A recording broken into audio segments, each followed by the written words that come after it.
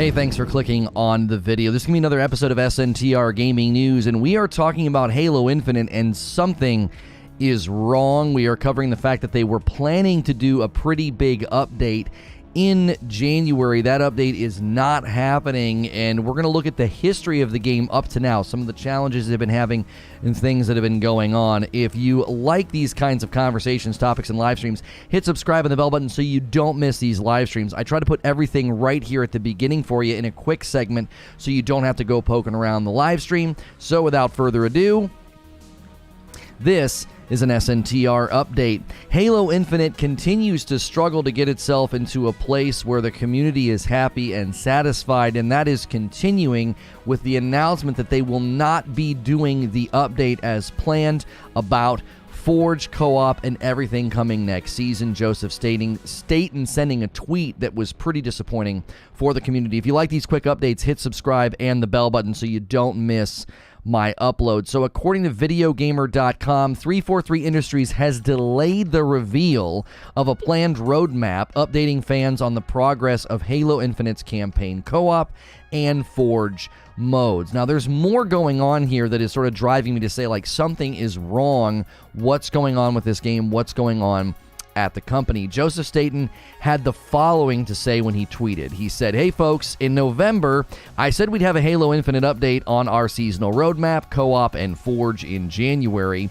We need more time to finalize our plans, so that what we share is something you can rely on. This work is my top priority, and we'll have an update as soon as we can." So I get where he's coming from. They don't want to walk out and say something that is not locked in, that's not something that they can, that we, the community, can rely on. They want it to be something good. But I think there's something else going on here. There's something wrong. They've been having lots of trouble doing some seemingly pretty minor things. Big Team Battle being one example of they just can't seem to get the fix rolled out. When they did roll the fix out, it seemed to take a while. We attributed some of that to the winter and the holiday break, which is okay, but then it didn't really fix the problem. They actually had to disable Big Team Battle challenges because people couldn't get in or stay in games. They also can't make quick adjustments to the store, or even adjustments that seem like they'd be pretty reasonable. A good example of this is when they made some good adjustments to the store recently, people said, hey, when there's a bundle available, why can't I just click on individual items and buy them? That's not a possibility according to 343. That's just not something they can do right now, which again seems a little rigid and a little stiff. It's like the game lacks agility. The XP changes that they made, they weren't even that great. I've outlined how if you play 20 games Monday through Friday, doing 4 games a day, you're going to level up the Battle Pass 4 times. If somebody's very busy and they bank all 20 games on a Saturday, they're going to get like 1750. They're not even going to get enough to level up the Battle Pass twice. So it wasn't even a good change. But secondly, it was a weird change. Why can't you just give people XP at the end of a game? Why did you have to work within the existing challenge system and even then do something that didn't really seem like an update, more of just an adjustment to like, well, then now there's a daily challenge. The game mode being made by Certain Affinity is now reported, according to leaks and according to reliable sources, they're not even going to talk about that until the third quarter of this year. I don't know why it would take that long to talk about a mode or a new game mode. The Battle Royale rumors are still in play with details that we find to be reliable from reliable sources about a 30-man Battle Royale with 3-man squads, but when's that going to land? And is it going to land with a ton of problems as well? The next season, is it in trouble? Is it even coming? Why can't you talk to us about the next season? You're already stretching the existing season well beyond what I think is reasonable. And now you can't even really update the community on what's coming next. It seems to me that there's either tons of baked-in problems in this game, or, I said last night to my producer, it's like they designed an aircraft carrier. This thing can't turn sharp, that can't make quick adjustments, and that's not a good look for a game in 2022 that wants to last for 10 years. Those quick adjustments are incredibly needed. This has been an SNTR update, and we will see you in the next one. And I'll see the rest of you right now. Good morning, good afternoon, and good evening. Oops, I left the stinger up. There you go. You get another little whoosh. sound. Welcome to another episode. And yeah, you may have noticed we've changed the glasses, and we've had to adjust some things with the lighting, so it might look a little different, slightly different, but I think it looks good. I was fiddling it with this morning. They're a little bit more reflective, so I have to adjust how bright my screens are. I have to adjust how much is hitting my face. So make sure you are on live chat. Make sure you have smashed the like button. I'm curious what you guys think about our topic of discussion this morning. Pretty disappointing to see that they're not even going to be able to talk to us about what's coming. That was supposed to happen in January, and the announcement that, oh yeah, we can't even do it. So, Now, the new glasses, we should talk about this. New sponsor. We're excited to work with a blue light blocking company, because we've worked with them in the past, and the previous company that we worked with, I couldn't get any response from. We didn't know what was going on. No, this is not blue light lotion. We are officially now working with Gunner Optics, and these, I forget the name of the ones they sent me. These ones were the ones I picked out. They've also sent me a couple of sunglasses to show you guys as well in these same frames. You can use the glasses command and go order some. There is no discount because they're already very reasonably priced. I didn't find them to be that expensive at all. It only gets a little bit expensive if you have to do a prescription. If you are, oops, I knocked my coffee down. If you are just doing just the normal blue light blocking glasses, they're very reasonably priced, so there is no discount. It does give me credit. I do get a kickback if you use my link. So use the glasses command. We'll start adding that link as well in the description of the videos, so if you come back later and there's no live chat, you can use that link, and it does support me and it gives me credit. So excited to announce that it took a while to get the prescription frames. Non-prescription frames are pretty fast, but the prescription frames have to go to the lab. So the ones that I'm wearing are Intercept. I believe they're called Intercept. If you go to their page and click on the official shop blue light glasses link, I believe these are the these are the Intercepts. Intercept, and I liked them because I like the square look. I wanted a big change from the round ones I had been wearing, and so I thought, let's go a little bit bigger and a little bit different, and I really like them. You get the non-reflective lens, so you can wear them on stream. All of their glasses come with anti-glare, but these are still a little bit more glare-prone than the previous pair.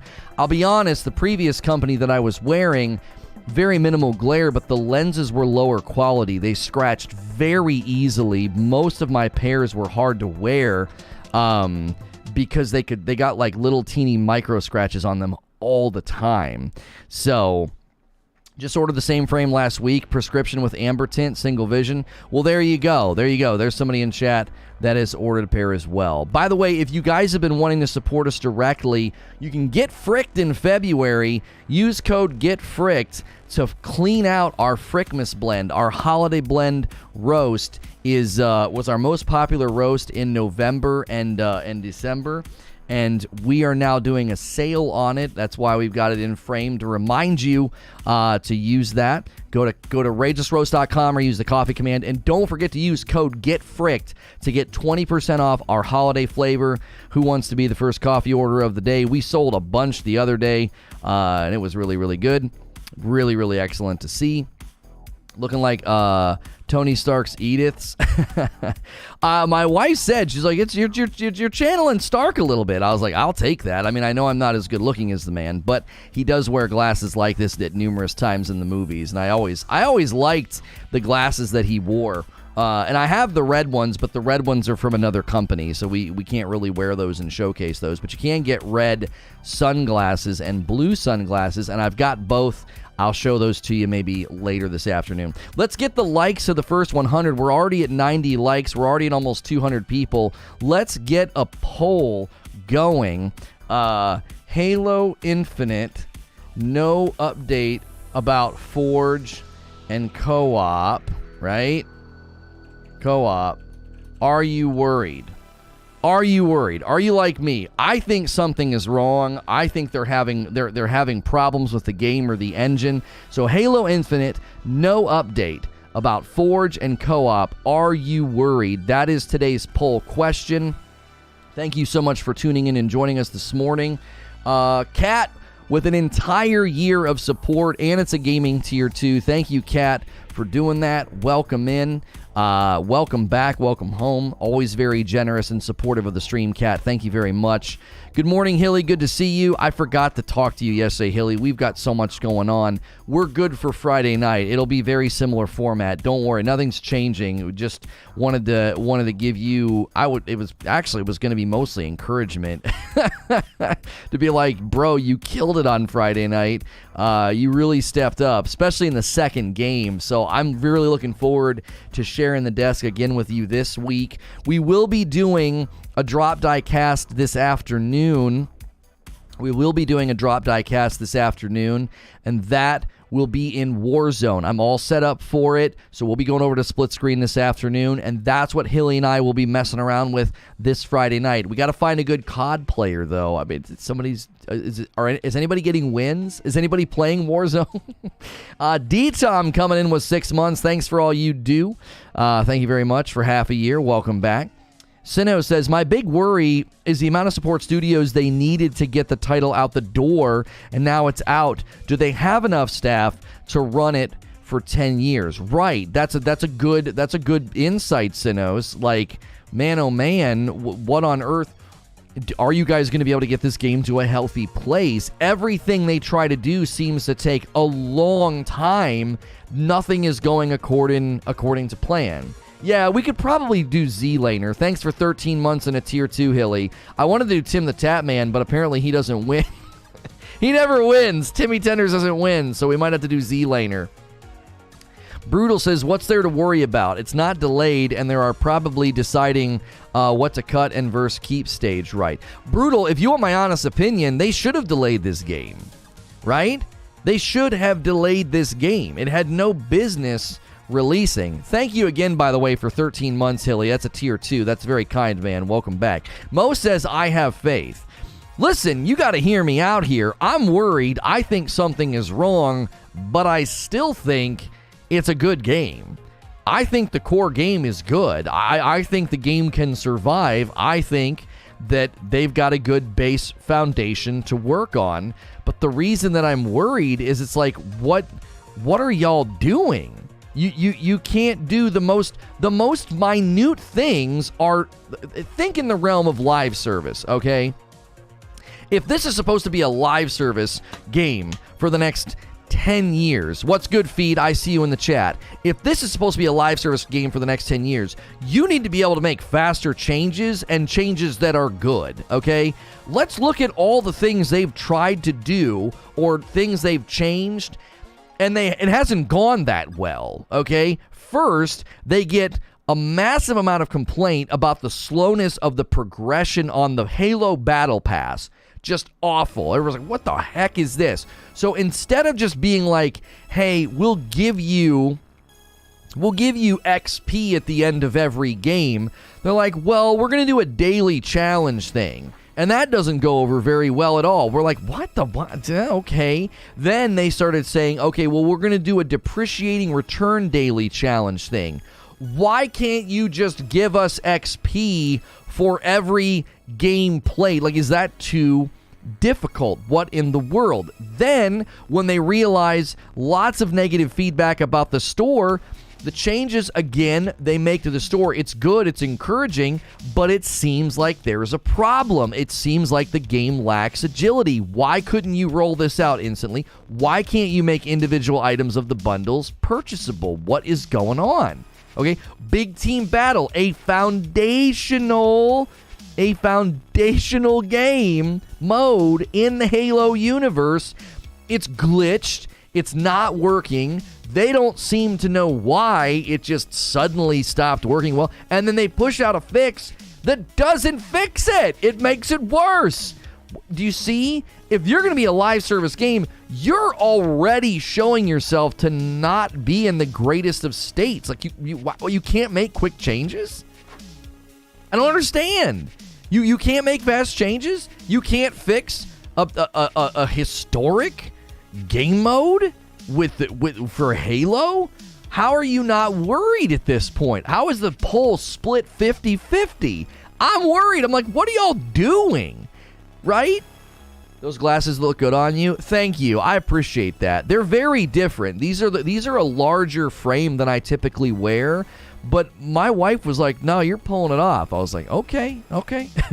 It's painful to play, TBH. I love the game, but so much is wrong. I can't see the player base being in a good state right now. Like, I thought, okay, they took their holiday break. They're going to come back. They're going to get things going. They're going to fix things. And they come back and they don't even fix Big Team Battle. Okay, they do make good adjustments to the store. I will say that. The adjustments they made to the store, okay, this is good. Still a little awkward. Still a little, we can't do that, right?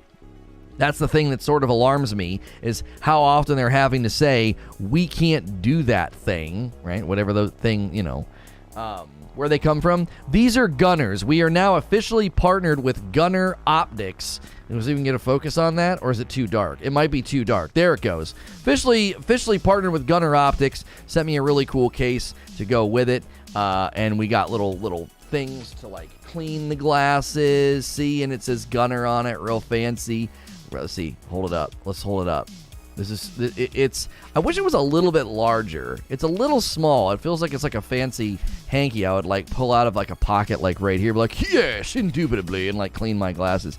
In any case, you can use the glasses command, order a pair, and there's no discount because their frames are very reasonably priced. So they really don't do discounts. I mean, you can go grab a pair for like under $100, which is very good in the blue light blocking market, and that will support me and give me credit, so thank you. We're very happy to have a new sponsor, and I do and have always worn blue light blocking glasses on stream for probably the last 3 or 4 years and notice a big help from it. Derek says, not a Halo guy at all, so it's weird to say. What similar game has launched better? And I know a very different game, New World, where the mantra has been give them time, it's new. What's different here? Okay, so the difference with New World, that's actually a good question.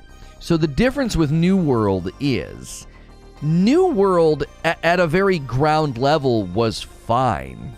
New World had lots of people playing. The base game was good. They only encountered problems in the late game. So people that put in lots and lots of time got to the late game and they were like, man, what in the world? This seems so thoughtless. This seems like they didn't know what was going on. Like they didn't seem like they knew how to build it, okay? Also, MMOs are a little bit more complex than like an arena shooter, right? I'm not trying to make excuses for New World, but what they built in New World is significantly more impressive. Their first crack of the bat at an MMO, I would say they did a pretty good job. It still has a long way to go. It still is struggling in some respects, but they are building something significantly more complex. And therefore, I expect it to be a little bit more of like, okay, you guys are going to have to sort some of this out. However, I would say, 70% of that game was fine. It was the back 30% that was kind of jacked up. Halo Infinite, however, it seems like, okay, this is an arena shooter. You got a handful of game modes, 10 maps, 13 maps. How the frick is this so difficult? Like, I don't want to sit here and wax as if like I'm a developer and I know what's going on, but like, what on earth? How is this so hard? And it's been in development for a really long time, and it's an established franchise. It's not a brand new IP, right? It's an established franchise. It's not a brand new IP. It's not like this is the first ever Halo. I mean, Splitgate is an arena shooter built by like 10 people, and it's better. How? How is that possible? Their battle pass is better. They have more and faster updates. Like, you know what I mean? Like, comparing it to Splitgate, it's kind of embarrassing. Splitgate just added a map editor. They just did it. It's in the game. It's made by like like less people. There's more people on a football team than the team working on Splitgate, and they just added Forge, basically a map editor. What on earth? What's happening with Halo? Better? I don't think so. I'm not saying better in the realm of fun or subjectivity. I'm saying Splitgate pushes out updates faster, makes adjustments quicker. Their battle pass is better. They have a way better store. They don't have all these problems that Halo has. A fragmented store, not giving people XP, a 6-month-long season. What? Halo has a 6-month-long season, and Splitgate is already in their second season, and they're in beta. Splitgate is horrible.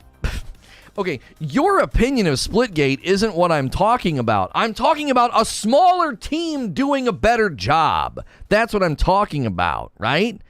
If I use your link for the glasses, you get a kickback because I'm looking for a new pair. I do get a kickback, Sorcerer of Havoc. Yes, I do. There is no discount from using my link at Gunner Optics because their frames are so reasonably priced. Like discounting them would be a little much. Okay.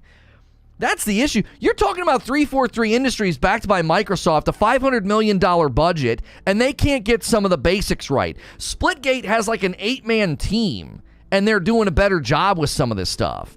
Splitgate's been out for like 3 years. Yeah, but did Splitgate have issues with their XP? Did they have issues with their season? Did they have issues with their battle pass? Did they have issues with their game modes not working? I don't know. Like when they got overwhelmed with popularity last year because their servers had like a 70,000 player limit that they weren't aware of. It was like baked in or whatever at the Amazon Web Solutions level. They went and had to get all that increased and bumped. And there's reports that they've had a bump in players and daily engagement on the PlayStation after Halo launched because people want the arena shooter experience, and Splitgate is like the other game in town. So right now, like Splitgate's doing a better job. I don't want to make an unfair comparison like, well, it's been out for 3 years. Okay, but there's still it's 8 people. There's 8 people. Small studios have more to prove and are hungry to get a player base. AAA studios have gotten lazy and think they can do bare minimum. No, I don't think that's it. I don't think 343 is lazy. No. I don't want to start... That's the mistake I think gamers make. I think gamers want to look at the dev and say, oh, you suck. You're bad. You're lazy. You can't do this. You don't know what you're doing. You're inept. I don't think that's it. I think there is something baked into the crust of this game. There is something woven throughout Halo Infinite that is causing them problems. That's what I think. I don't know if it's the new engine. I don't know if it's the fact that they weren't ready with the new engine when they first showed the game in 2020. I don't. Hilly says, when using large numbers of XP grants at once to gain Battle Pass XP to reach maximum Battle Pass level, any XP grants that were not needed to reach that level are still consumed. Yuck, XP grants suck. In ranked arena playlists, completed matches occasionally do not count towards your rank and will show no stats at the end of the match. Customization cannot be changed while loading into the match. Jiminy frickin' Christmas. That's another problem I didn't even know existed. There's issues with ranked, apparently. Didn't it fully release in July? It was on EA for a bit. No, Splitgate didn't fully release. It hit consoles. It hadn't been on consoles yet. So Splitgate was on PC for a while, and once they kicked it to consoles, they got overwhelmed and their servers couldn't handle it. Not that they're a bad dev, says Sir Mayhem. I'm talking about the new development process. Clearly there's an issue with AAA Studios' process as of late. Shorter deadlines and bad management, or similar deadlines to what they're supposed to do. And I think it's bad management, bad leadership. I'm still curious about my other question. How many weeks has Halo been out? What directly comparable game was in a better state at this point? Not saying there are none. I just can't think of one. Well, I mean what tomfoolery is saying. Halo 2, Halo 3, Halo Reach. I mean, goodness gracious, Halo 5 was ill-received, but it wasn't broken at launch. You could play all the game modes at launch. I played Halo 5 at launch, right? Anyway, you could play it. You go through and do stuff. Now, I don't know if they had a battle pass and anything like that back then, but I played Halo 5 at launch. I don't remember the game modes not working. I remember people not liking it, The fan base rejected it. You know, they didn't like it. No big team battle. Yeah, but they had a brand new mode in Halo 5 called Warzone. Wasn't it called Warzone? And you had to like kill the bosses and stuff. It was similar to Unreal Tournament's Conquest mode. 343 is not the varsity team. Right? They are not the varsity team, bro. They are not. They're having trouble, brother. You know? They're having trouble. Yo, good morning, Sven. Reports of temporary development staff consistently being replaced and having to learn the new engine, says Justin Kidder. Not having developers who are experienced with your game and engine will cause a bad product. See, that's what I'm talking about. That's why I'm worried. Something is wrong. This engine, this game, something is not right. You built a game. Just track with my reasoning here, right? Track with my reasoning. They launched a game and said, we aim to see this game supported and ongoing for the next 10 years, okay? All right. Thanks for telling us that. I think it's logical for me to conclude from that you would have built a game that's agile, updatable, adjustable. If it's going to be live service, can you imagine Fortnite being like, oh, hey, sorry about that. You're going to need to give us like a month to fix that. People are like, are you freaking kidding me? What do you mean? Fix the game mode. They haven't fixed Big Team Battle. Missed the glasses sponsor? Yes, we are now officially sponsored by Gunner Optics. So use the glasses command, and there's no discount, but their frames are so reasonably priced, you don't need a discount. It'll give me credit. It'll give me a kickback. That is the case, and I am wearing their Intercept frames, and I like them a lot. My wife thinks I look. She thinks I'm pulling them off. So yeah. Oh, you like my shirt? Yeah, I decided after I watched, we're not talking about it, but I decided after I watched the latest episode of Book of Boba Fett, holy frick, watch it. You're treating this game like a boxed product and not a live service. Once you view it as that live service game, you see why they're having so many issues. But that's precisely why I'm worried. The set looks a little bit darker. We've adjusted the lighting slightly, and so it does look a little bit darker. We might brighten it up just a touch. Which lens and amber tint? This is the light tint, like the one you almost can't even see. And then I went with the amber and the blue for sunglasses. Those are upstairs. Same frames. These are Intercept. They have Enigma frames. They're pretty hot. Listen. If a bunch of you buy a bunch of glasses, I'll probably be able to convince them to send me more prescription, okay? They sent me 2 non-prescription just to show off, and then these prescription. So I'd love to have a bunch of different frames to show off. Like I said, kind of be like Tony Stark, like different glasses for every day of the week. You guys buy a bunch of frames, and I may be able to make my case with them, all right? So there you go. Just ordered sunglasses from Gunner. I ordered the Maverick ones. They look dope. Thanks. Nice. Red Stag Rambo with 3 bags of Frickmas and Matthew with 1 frick and 1 dark. Am I not getting emails, or are you just pinging me, creature? Let me see if I'm not getting emails. I didn't get any emails. Is there something not working on that end? I think people updates to core yesterday has changed something. Okay, I'm not getting emails about the coffee. So thank you, Red Stag Rambo, for 3 bags of Frickmas roast, and Matthew got 1 no, wait, I just got one. Hang on. Yeah, right here. 3 bags of Frickmas from Matasbo just now on February the 3rd. So that one came through. Is Matasbo Red Stag Rambo? Is that somebody different? It looks like we got another sale. For whatever reason, That one came through. So Red Sag Rambo got 3 bags of Frickmas. Matthew got 1 Frickmas in the dark. And Metasmo got 3 bags of Frickmas. Oh, Creature fixed it. Yo, get fricked in February. Our Frickmas blend. Come on, camera. Our Frickmas blend. Get 20% off our holiday blend. Use code GETFRICKED. Use code GETFRICKED. We're working our way through our holiday blend. So get fricked in February, folks. It'd make a great Valentine's Day gift. Both the coffee and the code. Heyo.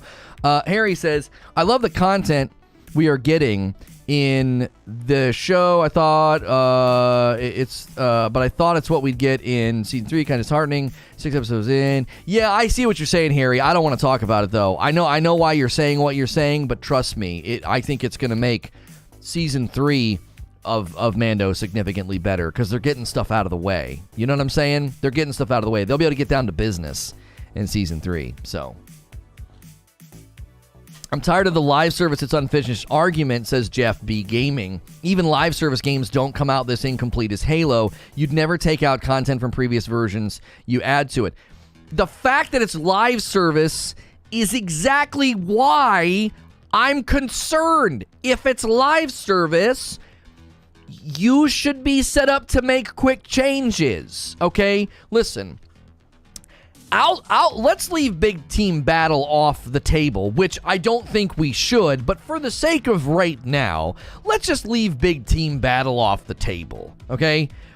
Why can't they just give us XP after every game? Why can't they make quick adjustments to the store? Why can't you click on a bundle and buy individual items? Why is every part of the game seemingly rigid and cement-like? That's not a very good sign for a live service game. A live service game should be agile. You should be able to quickly update it and make changes to basic systems like XP at the end of a game or your store. You can't make quick adjustments. And fixing Big Team Battle does not qualify as live service content. Where's the live service? Well, live service meaning it's ongoing. It's going to get an update. It's going to get another season. It's going to get another battle pass. It's going to get new game modes. That makes it live service. Not to mention matchmaking issues, ranked issues, desync issues. Yeah, everything Rain Man's talking about. Why can't they fix the ranked issues? They haven't fixed the desync issues. They haven't fixed Big Team Battle. It's been a month. A month? What's going on? A live service game should be easily updated. That's exactly right. That's exactly right. Do you think Battle Royale rumors could be a reason the arena part of the game is being neglected? Oh boy, would that be a gigantic mistake if that's the case, Primary. It's Halo. You can't neglect the arena side of the game. Look, Battle Royale could be a huge hit, but arena's your bread and butter. The ranking system in Halo 5 was great. Why is this one so bad? Also, Big Team Battle's been broken since December the 9th. Well, okay, so broken December the 9th, discovered, and then they took their holiday break. Listen, I was willing to give them a pass on that. I was like, look, y'all took your holiday break. You should take your holiday break. Crunch is bad. Developers should be treated better. Take your holiday break. But get back in January and get the frick to work, okay? Get to work. The base level aspects of the game aren't working. You see? Like, just base level things. That's why I'm worried. If you're new and you're just tuning in, we cover lots of different games here. I keep it safe for work, so hit subscribe so you can talk in chat. I want to hear from you. At the top of the chat, there's a poll. Halo Infinite, no update. We got no update in January that we were supposed to get about Forge and Co-op. Are you worried? At this point, have you reached a point of worry? 60% of you have said yes, you are worried. 40% have said no. Chime in the chat and tell us why. Not a lot of new subs this morning, so most of you tuning in are either refusing to click sub or you're already subbed. If you're already subbed, that's awesome that we're getting such a big turnout of the existing sub base. That's freaking crazy. Usually when we have numbers like this, it's because we have a bunch of new folks in chat. So if you've been here for a while and you're coming back because you like the show or you like the Halo coverage, I appreciate you using me as that resource and as that coverage. Make sure and smash the like button, though. Let's set our sights on 200 likes, that next milestone. If you're not worried you're pulling the wool over your eyes, says Tom Foolery. Rainman says, is it more scary that they pushed out an update and it broke it even worse? Oh, yes. Of course. Always. If you can't push out a fix without making things worse, that's another layer of concern. That's another layer of concern of like, how did that happen? Is it baked into the game? Do you have too many people that don't know what they're doing? I was worried because Joseph Staten made it seem that they would only get the team together the weekend after the release to flesh out what a live service would look like, and 2 months later they still don't have a plan together. Wait, where did you get that? Sinos, where are you getting that? Staten made it seem that they only got the team together the weekend after release to flesh out what a live service would look like. Where did you pull that? Was that in an article, interview, tweet? Where did he say that? Goodness gracious. Are you here? Are you telling me that they didn't have their live service plan? Why would they tell us they've got 10 years planned for the game then? That seems incredibly odd. What, the weekend after it released, they're like, all right, boys, how are we going to do live service? Like, what? It was a video interview with Ryan McCaffrey of IGN. Sinos, if there's any way you can pull transcripts, I don't want to watch that. I don't want to watch that. Unless it's super short. If you can find me a super short version, we might be able to pull it up and watch it. This feels a lot like Anthem. Right? You want to do a live service game and you can't fix a game mode in less than a month? Listen, I don't want to beat up on them. I don't want anybody to think that that's what I'm doing right now. What's going on? What's happening? I was giving them time. I said, listen, it was clear there was bad management. It's clear there's all sorts of decisions that were made at high level that influenced so much of the game, from the store being fragmented to the bad monetization structure to the bad battle pass to the battle pass having to be stretched out for 6 months. So progression's terrible. Okay. However, now that you know what people want or you are aware of problems, where is the responsiveness? Where is the quality? Big team battle, broken, middle of December. You come back from your holiday break and you push out an update in January that makes it worse. How are you not concerned when that happens? Matty Jarvis, on one hand, yes, I'm worried, but on the other, Master Chief Collection had a horrible launch and is now a fantastic product, so I'm kind of torn. Thank you for the 5 spot, Matty Jarvis. If you guys want to support the channel directly, you can use the $ at the bottom of chat or the join button to become a member, like Neil just did, our first new member of the day. We are pushing for 500 paying members. We need about 40-something people to push that join button. If you want to start a little member train, hit the join button or the $ at the bottom of the chat. Become a paying member today. You get a badge, you get emotes, and increased access in our Discord. Our Discord's a great place to connect with people if you're trying to play Halo or other games. We get all these nice rooms set up for you, so make sure and get in the Discord and sync your YouTube membership. $5 a month supports me directly, and it gets you a ton of great benefits. 343 looking kind of like chumps right now, says Zinthos, especially since they had Master Chief Collection as a template. Willie says, have a good day, Lono in chat. Tenrai events calling my name. Willie, I will say this as you leave. I'm not hating on the game. I like the Tenrai event because I like Fiesta. I think Fiesta is a fun mode. Apparently, the attrition mode, Halo Infinite Attrition, got such great response from the community, they're saying they're going to try to bring it back more often. So there's good things here. The community was like, yo, this attrition mode is dope. I didn't like it, but I could see stacking up and going in and having a blast. It takes a little bit of organization because it's a respawn round-based game, right? But it got such good response from the community that they said they're going to do more of it. That's good. That's, you hated the mode. I didn't like it either. You're in good company. I didn't like it either. Macho Man coming in. Number 2 membership right now. Keeping that member train. That's it. That's the start of a member train. If you're going to jump on a member train, it's after somebody named Macho Man. That's the time to do it. Welcome, Macho Man. Enjoy the dope badge and emotes. You're dope and deserve dope stuff. It might end up in rotation for the pros someday, too, with adjustments, of course. Fiesta's even worse. I'll tell you the problem with Halo Fiesta. I'll tell you the problem with Fiesta. You want to know the problem with Fiesta?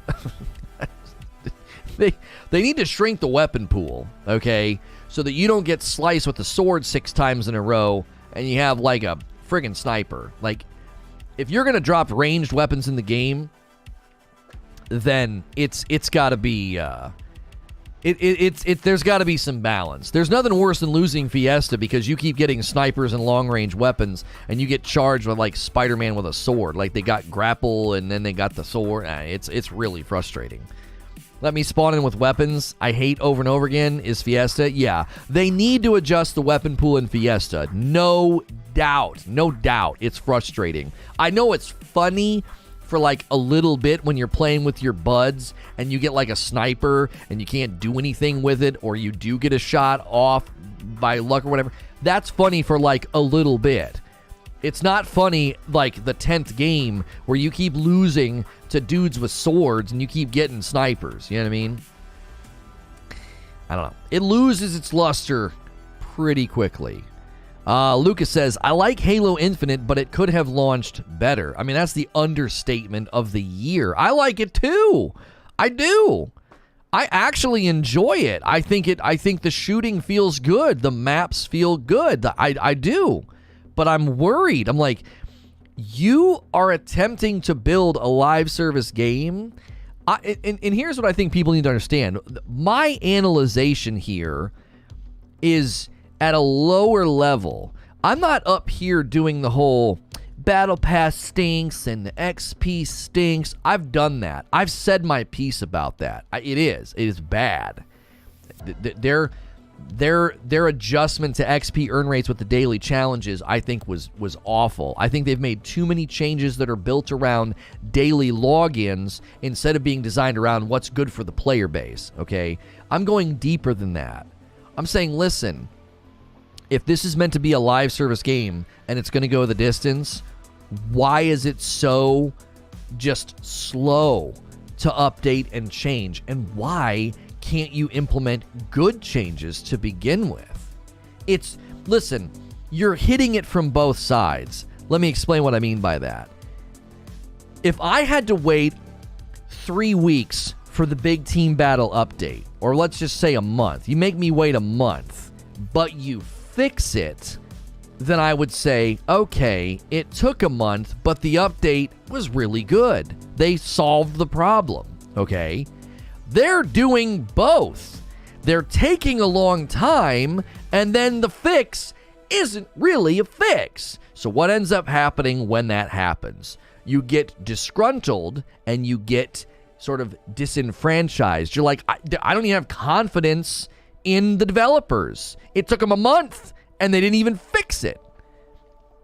So when you're looking at the fact that the big team battle's still broken, or people would like the storefront to look better, they would like their experience in Halo Infinite to be improved, you would have confidence in the waiting if it's slow, which being slow is not good for a live service game. But if it's slow and effective, then players could latch on to that value. Well, they're effective.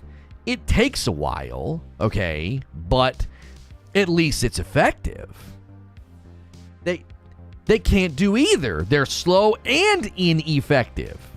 5520 onwards, Staten says it. All right, hang on. So at 5520 in this video, I'm going to pull it up in a minute. I appreciate you doing that for me, Sinos. Apparently, Sinos has found an interview with IGN where Joseph Staten indicates they didn't necessarily have their live service ducks in a row in the beginning here.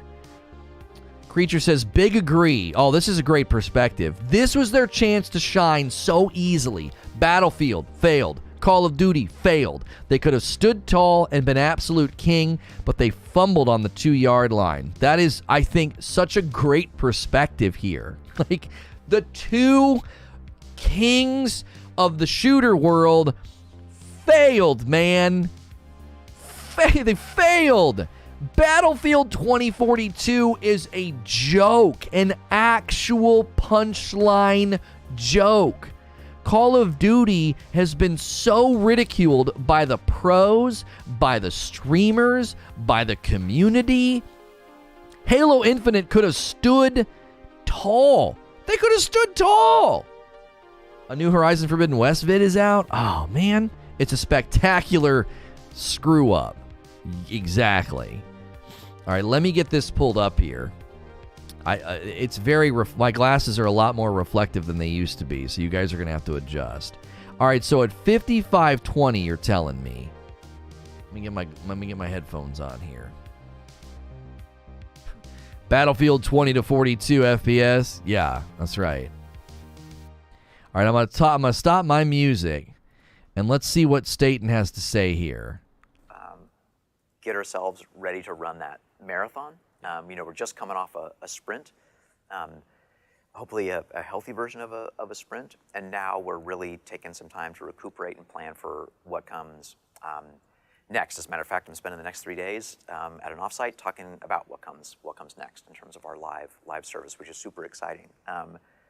But that was number 3, is really seeing what could I do organizationally, culturally, leadership-wise to support this team to close in a healthy way, because I have seen the bad version of that, and I absolutely don't want that for the studio. And one of He has seen a bad version of that. Who do you think he's referencing when he says that?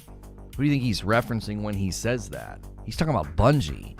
Listen, this right here is not surprising to me at all. He just outlined exactly what I said.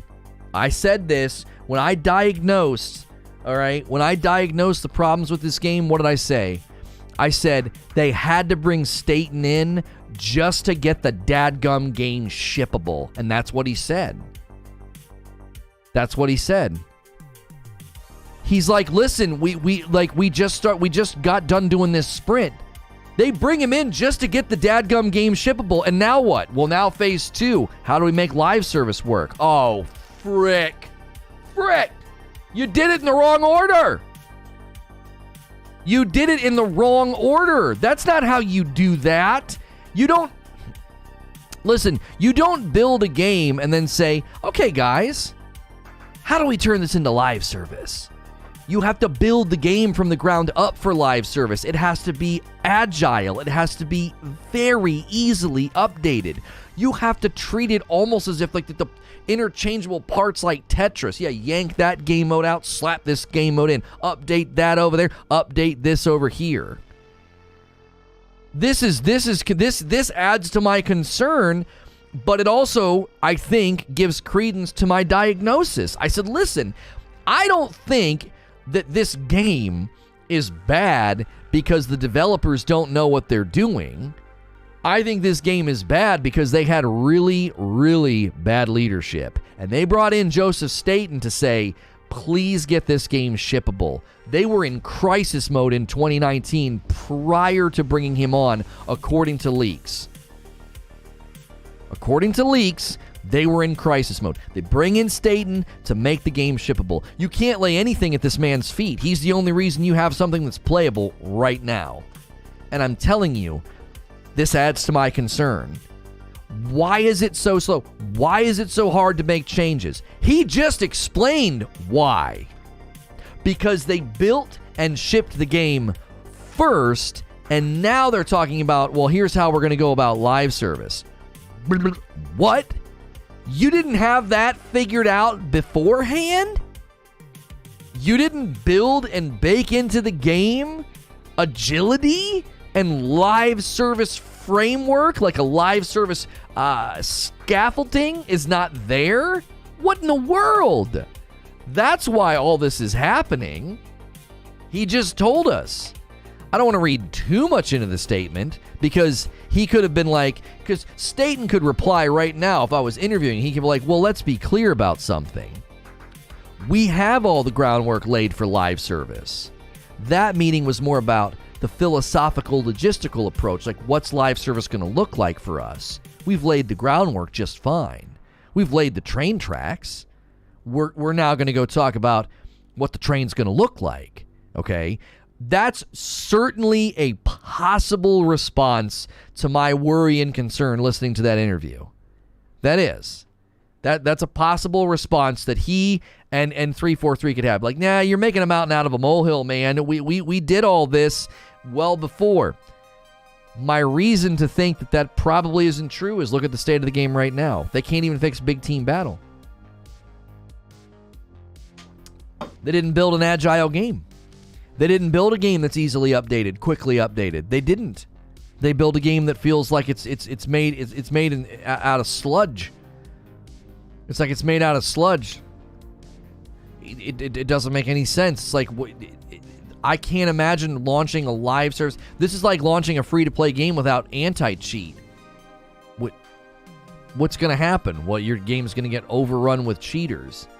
You launch a game that's meant to be live service, and you can't update the game quickly and effectively. This is concerning.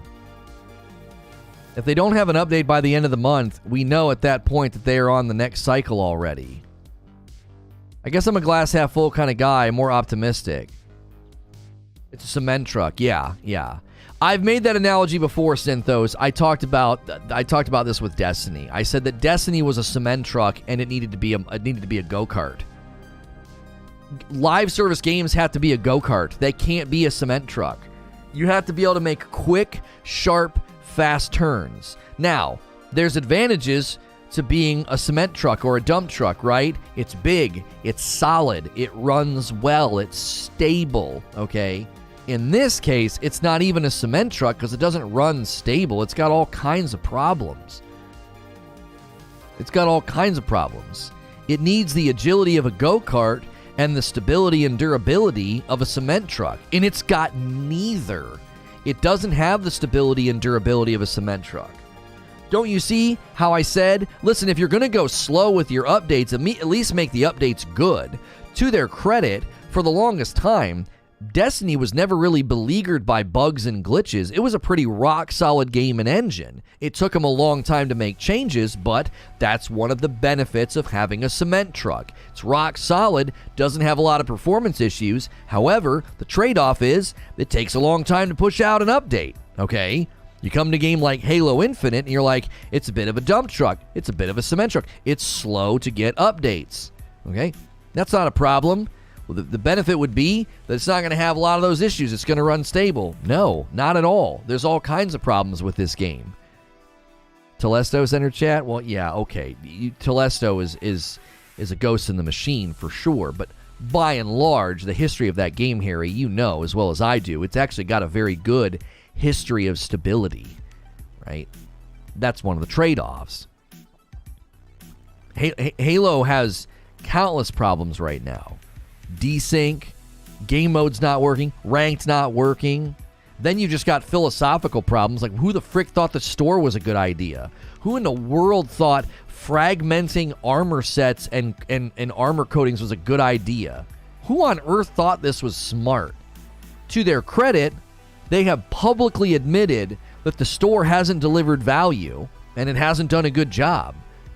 I told you that when they made those changes, I was like, the store's not making them any money. Ranked does work? Oh, come on. Ranked has problems, Mo. Just because your car works right now doesn't mean it might not start tomorrow. Like, you know what I'm saying? When you got a car that periodically won't start, you can say, oh, it works right now. Plenty of people have reported all kinds of problems with Ranked. Makes you think if they should have bothered making a new engine. Right.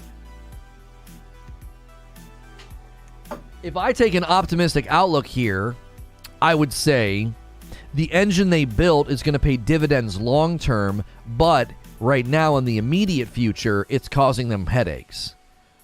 That's an optimistic view of it. Well, yeah, you know, the engine's going to make it worth it.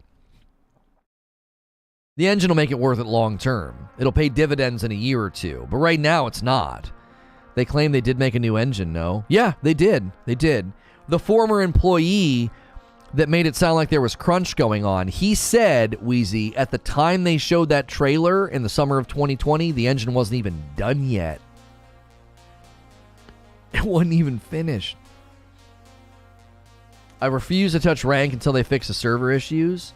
Yeah. Hilly outlined the fact that he ends ranked. You can end ranked games and get no credit. Every time I get on and play ranked, I have no problems. There are reports of significant problems in ranked. How's Big Team Battle broken? You either can't get in or can't stay in the mode. It's like the mode doesn't work consistently. The matchmaking is busted. You either can never get in a game or you get in the game and can't stay in there. It's got all kinds of problems. To the point that they removed Big Team Battle challenges from the game. That's how bad it is.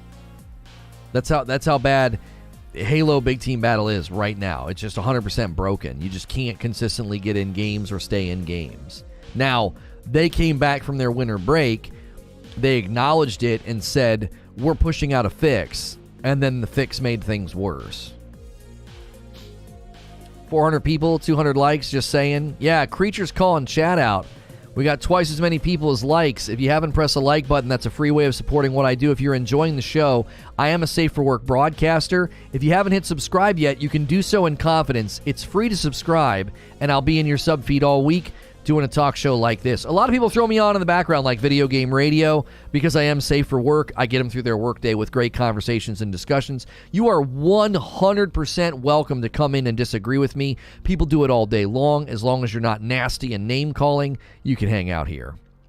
And we love to hear from you in the chat. Subscribing enables you to talk in the chat. Take the poll at the top of the chat. Halo Infinite, no update.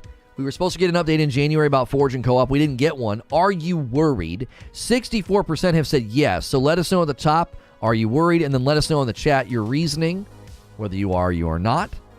At least you don't talk about why it's as bad as Halo 5, because I really liked Halo 5, and everyone just says it's trash unless you're talking about the rec packs. Halo 5 wasn't necessarily bad. Halo 5 was like...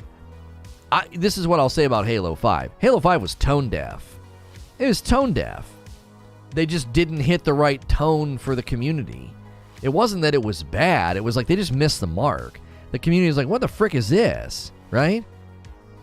What frick is this? Oh, yeah. The sub count is currently 11,343. That's hilarious.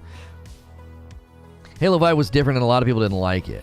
Yeah, Halo 5 was guilty of being tone deaf. Now, listen, before Halo Infinite released, I said similar things.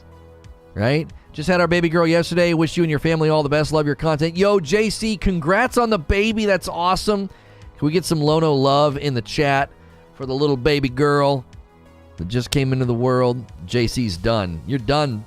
You're done, son. Little girls rule the world, man. What was I going to say? Lost my train of thought. I lost my train of thought. I was talking about my concerns about Halo Infinite before it came out with regard to they were going threat detector versus traditional radar, and people didn't like it. That was a huge whiff. It's like, didn't you know what the community was going to think about this? Right? Didn't you know what the community was going to think about threat detector versus traditional radar? And then, that was the first cause for concern. Do you even know what your community wants? I don't understand. You should be pretty good at this after Master Chief Collection and all the feedback you got from Halo 5, okay? Who in the frick is disseminating the community feedback? Because that file got lost somewhere. The second cause for concern, they said the Battle Pass would be progressed with challenges instead of traditional XP at the end of games. And I immediately said, no, that's a bad idea. And many other people in the community said the same thing. I pointed to Titanfall 1.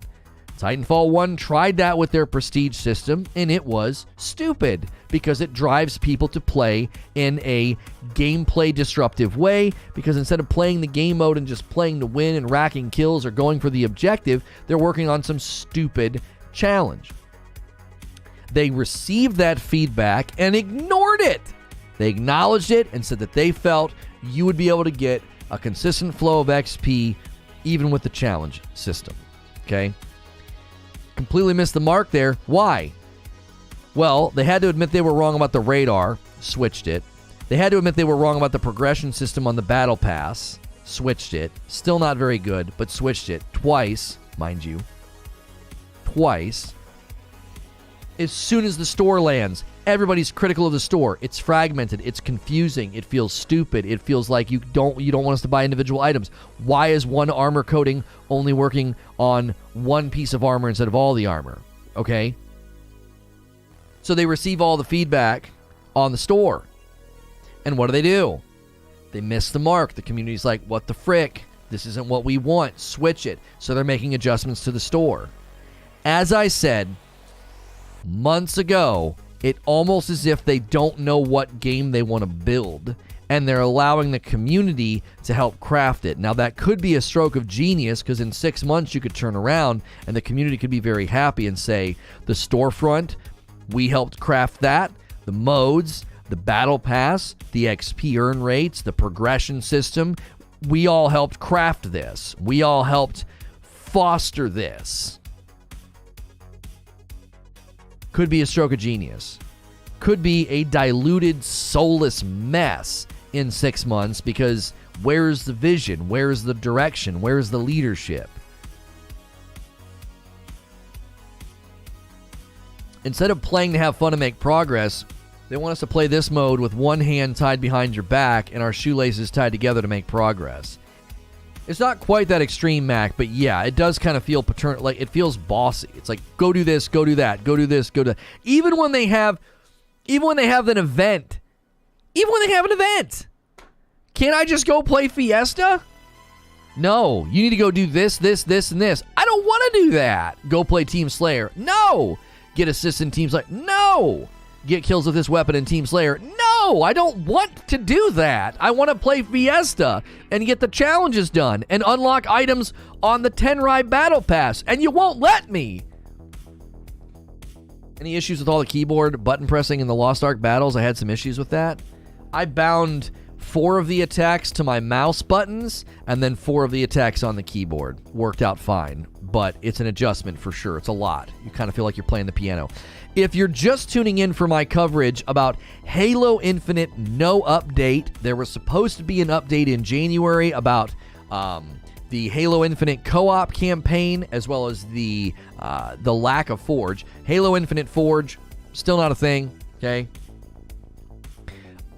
That was tweeted by Joseph Staten about they don't want to give us info that's not rock solid, okay? This is now causing me to be concerned. This is stacked on stacks and stacks and stacks of things and problems and issues. Number one being, they don't seem to know what the community wants to do. But the bigger issue that I'm trying to drive right now is, number one, I like the game. I'm not bashing and hating. This is why I'm concerned, and this is why I want to know if you're concerned. Top of the chat, there's a poll, okay? My concern is, beneath the surface, there is an inherent baked-in problem with this game. They cannot make quick or effective updates. They're not quick, and they're not effective. 13 months from Matt. 1 year, baby. There it is, baby. Get that green joystick. It matches the one down here in the corner. Look at that. Thank you, Matt.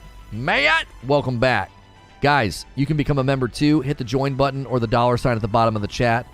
We got a couple new members already this morning, so thank you for that. It's free to hit subscribe. Keep in mind, subscriptions are free. You don't have to pay for that. When it comes to Halo updates, it's always good to be concerned. I love Halo, but 3-4 Elite, come on. That's what I'm saying. the thing that sort of broke the camel's back for me was they didn't even effectively update Big Team Battle. So I said this earlier. It's one thing if your updates are slow, but they're effective, right? If you had an employee that was a little bit slower at his work, but he was very effective and his work was pristine and polished and flawless, you would say, well, I'm trading one for the other. This guy over here is quick, but he's prone to making mistakes, and he has to kind of loop back to fix things and polish things that he missed. Okay? So he's turning out as many polished products as this guy, even though one works faster than the other, right? Speed lowers efficiency, and in this case, this guy's slow, more methodical approach increases efficiency and polish. They're doing neither. They're not quick, and they're not effective. Look at 1 p.m. You can check the update on Big Team Battle. Are they pushing one out today? I mean, it's February the 3rd. It was discovered on, December the 9th? So they're 6 days short of it taking 2 months to fix, if the fix gets pushed out today and works. This is why my opinion is if they push the game back and fix these problems that they knew were there instead of making a runaround that breaks most things. Right. For those of you that have maybe never been here before, this is a Safe for Work broadcast. We do video game talk shows all week long. I've got one this afternoon about Sony and their plans to do 10 live service games. The frick? I seem to be a prophet once again about the live service becoming the new norm. 4 months ago, I called this, and Sony's like, yep, we want more live service. So make sure you're here for this afternoon show as well. Hit subscribe, hit the bell button. People throw me on in the background of their day like video game radio. They can do that with confidence because I am Safe for Work. So welcome all the new subs. Welcome everybody who's been chiming in chat and contributing to the conversation, as well as almost 500 votes on the poll. Thank you everybody who has voted on that poll. Thank you very much. I don't care either way, but for those who play, I hope it gets fixed. Well, and see, here's what happens, Rain. Here's what happens. People's confidence gets shaken. So they're like, why the frick would I come and try? Right? Why would I come and try? Their confidence gets shaken.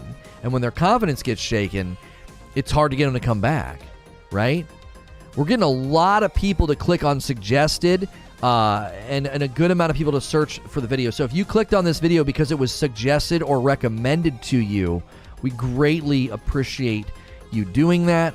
Welcome and thank you for deciding to click on the video in our thumbnail. I hope my commentary is a welcome thing and you don't think I'm just being a hater. Decapitated Darth Vader displayed is pretty sweet. Oh, you like that? Yeah. We got a little Mando, got a little bit of Darth, and we're wearing a Star Wars shirt. Keep in mind, that's a way to support me as well. If you don't want to do a paid membership, if you don't want to order any of my coffee, we've got sponsors now. 80s Tees. I'm always wearing a shirt from 80s Tees. They got a great Star Wars collection over there. Use code LONO for 30% off. Huge discount. The Displates, you can use the Displate command or the Displate link below for a nice big discount. And we are officially today sporting some Gunner optics. If you're looking for some blue light blocking glasses, use the glasses command in chat. There is no discount. I do get credit if you buy on my link. You don't get a discount. Main reason being, they're very reasonably priced. They're not very expensive, and so they can't really give discounts on their frames because they're already priced very well. The Nintendo Switch has surpassed selling 100 million units, reaching 103 million as of December. It reaches the 100 million milestone faster than the PlayStation 4 and the Wii. The Switch also has surpassed the Wii and the PlayStation 1 in its lifetime sales. The Nintendo Switch is a powerhouse. It's just an absolute freaking powerhouse. I was trying to tell people that the other day. Like, if you can get your Battle Royale off the ground and hit both mobile and Switch, holy frick. Like, if you can build a Battle Royale, if you can build an MMO, I said, imagine Fortnite as an MMO. This is one of my reasons I've theorized about, Fortnite as an MMO could be the most popular MMO in the world if they could get it to land and run well on mobile and Switch, because the market saturation is insane. Absolutely insane. The Fortnite engine and the Fortnite game is going places. Keep your eyes on it. Keep your eyes on it. They just hired a quest builder from World of Warcraft. My MMO theory is getting legs. It's not misleading. It's been broken for 2 months. I love your split screen updates. I watch them every morning getting ready for the day. Oh, thank you. I appreciate that. I appreciate you watching the morning coffee segments over there. They're getting there. They're getting there. That channel is going through a painful transition right now because there's a lot of people that are like, what is this? And they're leaving. But there's new folks jumping in, and this afternoon we'll be over there streaming some Drop Die Cast in Call of Duty Warzone. So make sure you're here for that. Who's saying it's misleading? You say there's no update, yet we're getting an update for Big Team Battle today. That's kind of a misleading title. My title is not about Big Team Battle. Hold on. I don't clickbait, my friend. Joseph Staten tweeted about this. The lead story that I covered beginning of this stream in the first 5 minutes was that Joseph Staten said there will not be an update about Forge and Co-op. They had planned to talk to us in January. That didn't happen. He explained why. So Halo Infinite, no update. I'm not talking about Big Team Battle. And if you want to talk about Big Team Battle, you're going to have a hard time making a case of positivity, given that it's been broken since middle of December, and the update they pushed out a couple of weeks ago didn't fix it. They actually had to remove Big Team Battle challenges from the game. So, with respect, you're misfiring just a little bit, making it seem like I'm being misleading or something. So there was no update. There was supposed to be a pretty big update in January talking to the community about the next season and Forge and Co-op, and they didn't do it. He tweeted yesterday that they couldn't talk to us about why they couldn't talk to us about no updates. Yeah, it wasn't the greatest tweet. It wasn't the greatest tweet. We even looked at an IGN interview with him from back in November where he said they had to launch the game. That was their primary concern, launching the game, getting things off the ground, and now they were going to focus on how they were going to do live service. That seems like such that's the most backwards way to do it, in my opinion. That seems like an incredibly backwards way to do it. You're not... Did you build the game for live service? Did they bring in Joseph Staten just to get the game out the door? And when they brought him in, was the game being built for live service? Who was in charge? What was the leadership? What was the vision cast for the game? Sorry, I understand, and yes, I agree. I hope this new fix will actually fix Big Team Battle. I just hope it works after the fix. Homie, I'm in the corner of the game. If there's one thing you're going to understand very quickly about how I cover games, I'm always in their corner, even if I'm being critical. I'm in the corner talking to Rocky. You know what I mean? Come on, Rock. You got to get out there and kill him. You can do this. Get the frick up off the canvas. Would you shoutcast games like Multiverses on split screen? I don't know. Battle Royale is the best because I can drop in, I can die, and spectate players. It's super easy. Warzone, I know Warzone's in a shambles, but it's so perfect for drop die cast. I can see everything. Fortnite's not as good for drop die cast. I can't see everything. I can't see how many kills the player has. It's harder to pull up the map. I tested it out this morning. It's going to be really, really seamless for drop die cast. If you've never been here before, we're talking about the Halo Infinite no update. Joseph Staten tweeting why they can't talk to us about Forge and Co-op and the next season. Apparently, they are pushing out an update today for Big Team Battle. So we're not necessarily talking about that. We'll see if that actually fixes the problem. They already pushed out an update for Big Team Battle last month, and it didn't fix things. Lono as Mickey is exactly what I didn't know I needed to wake up to. He's gonna kill you to death, Rock. He's gonna kill you to death. This guy's a killer. He's gonna murder you. That's an old interview, though. It wasn't a problem when he started. Then why now? What do you mean? Staten gives us an insight that could be bad. I'm not saying that it is. I'm saying it could be bad. Okay? Yeah, we're going to do Apex next week because the new season hits next week, so it'll be a hot game next week. Here's what I mean.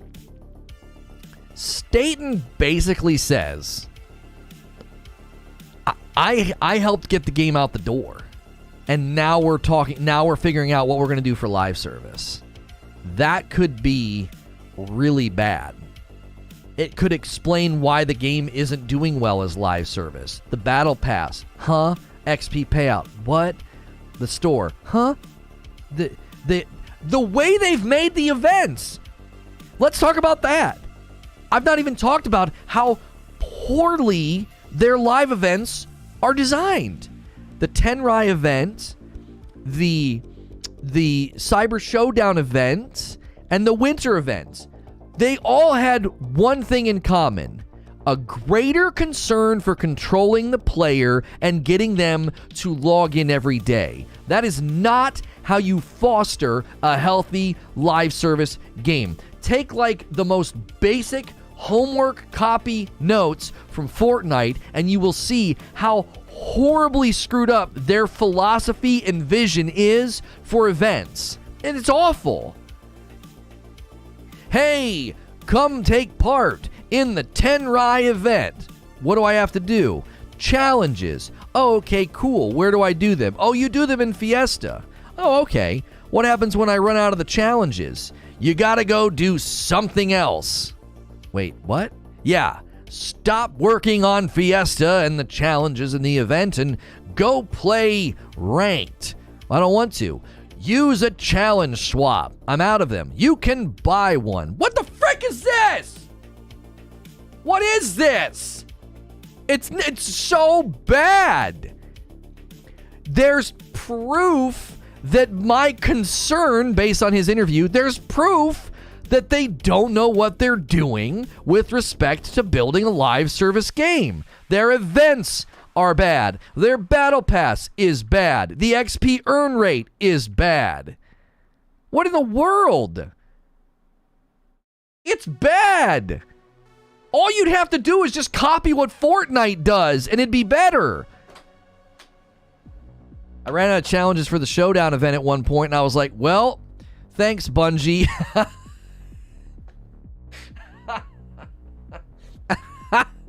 Yeah, it's their fault. Thanks, Obama and Bungie. Not to mention, you'll get different ranked challenges when you swap. Yeah. Go play Oddball. How do I play Oddball? Go into a playlist where it might show up. Are you kidding me? Are you actually kidding me? Imagine The Rock in Halo like Fortnite. The Rock has returned. I hate that you're only limited to 10 challenges a week for events. I barely had enough challenges to get the samurai helmet. Yeah. That's another element of their live events that is so stupid. That's so stupid. There's 10 items, and you expect me to slog through and get like a couple, and then I gotta come back the next time? What? Lono, I am disappointed. What? What did I do? There can be an incentive to log in daily as a bonus item, but it should not be driving force of progression. That's exactly right. They're getting the fundamentals of a live service game wrong. RNG on the play mode is the live service meta. Yeah, gee, many. They don't even have to copy Fortnite. Just look at the Halo Master Chief Collection. See, Black Superman, that's the indictment, isn't it? That's the indictment. You did Master Chief Collection. What are you doing? What's happening? It feels like Cyberpunk. You did The Witcher. What is this? You made The Witcher. You made Witcher 3. What is this game? What happened? You did the Master Chief Collection. It's been praised up one side, down the other for its battle pass and its treatment of the community. What's going on?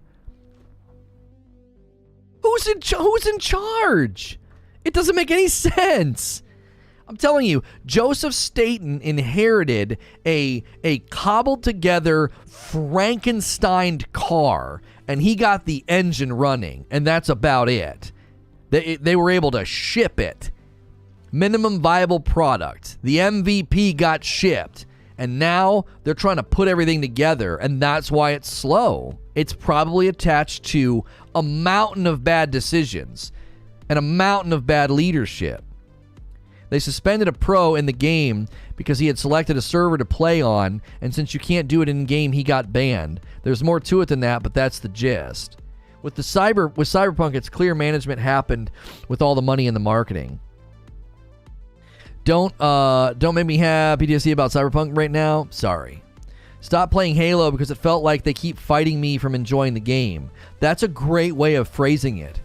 That's such a great way of phrasing it. It's like you're not letting me just enjoy the game. You're not. I want to go do this. Well, no, you can't. You need to do this instead. But I don't want to. Yo, what's good, Abe? I finally bought and started Cyberpunk. After like 2 hours of playing the game, it's just boring. Clunky and not super fun. No bugs, though. It's not made for everybody, soldier. It just isn't. If you can get through the Lord of the Rings length tutorial, then apparently the game gets good. Hear me out about the Tenrai event. First week, they showed 20 items with 3 weeks. Now there's 30 items with 3 weeks. If you didn't get all 10 items the first week, you can't finish the event. Thank you. It's so dumb. It's absolutely brain dead. Who designed this crap? I'm telling you, it all comes back to the same thing. Somebody somewhere, some leader was like, I know what we need to do.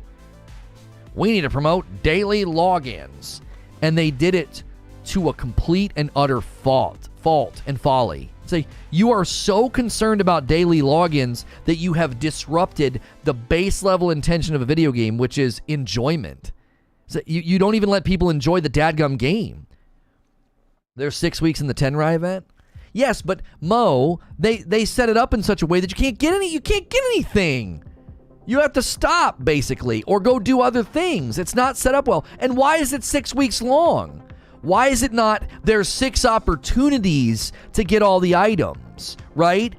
It's a monthly event, and you have an opportunity to get the items. If you don't get all the items this time, don't worry. The event will come back later in the season. If you get all the events, bully for you. You can skip out next time. They're basically fighting so hard to get engagement that they're getting the opposite of what they set out to do. They've corrupted and sabotaged their own aims.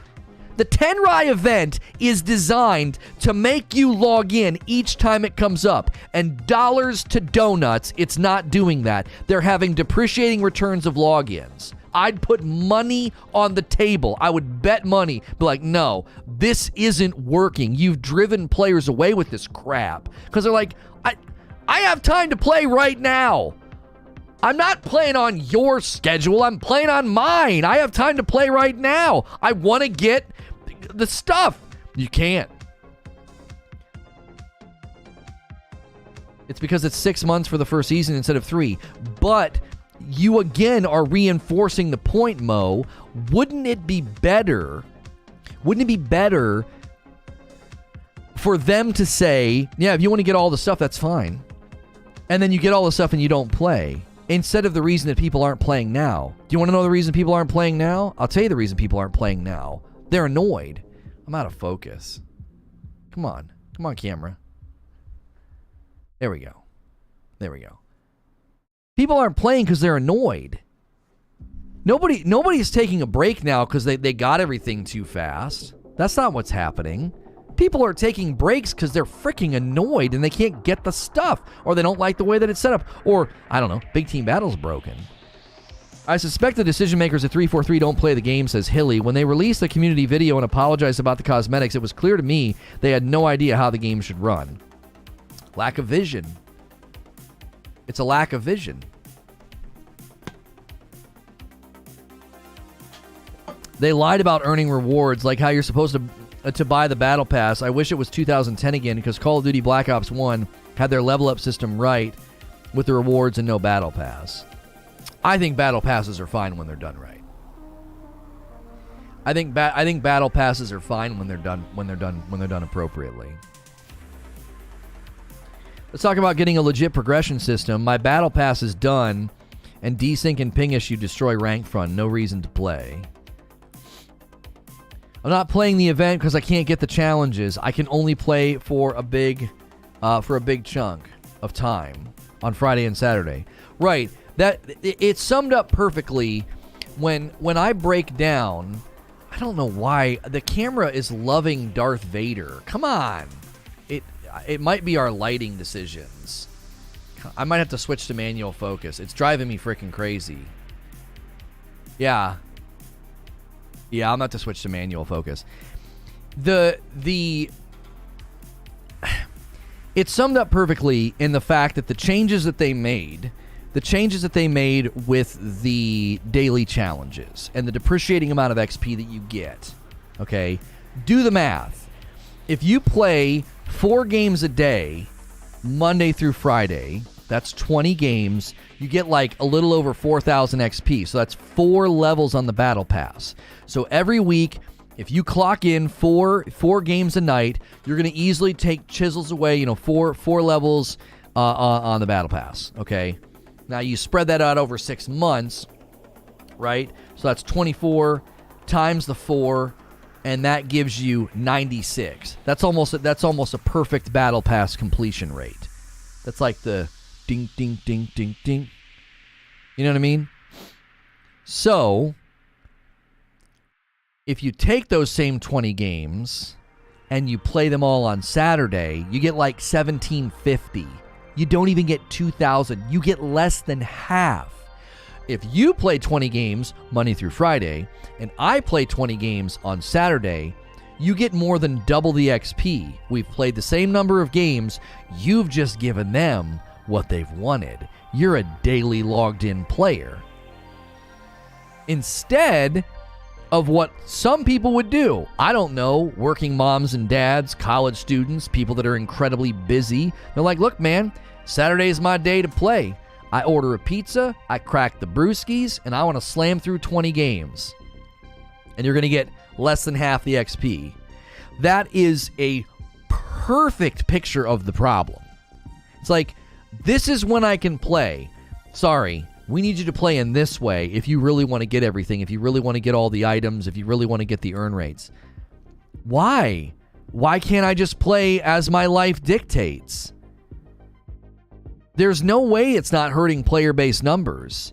When you feel a sense of futility in a game, or you feel a sense of like, well, this game just isn't for me, well, you're going to walk away and not play it. What did I do with Sea of Thieves when I got annoyed with the PvP, the griefing, and the lack of progress? What did I do? I just stopped playing. I didn't go on some campaign on the forums or Twitter or make a 10-part series on YouTube about why they should, remove it or give me PvE experience. No, I just stopped playing. It was very simple. Just bloop. Bye. Not playing that. There's plenty of other games out there. On my way to get my tooth removed. See you tomorrow. All right, see you tomorrow, Sorcerer. There's plenty of other games out there, man.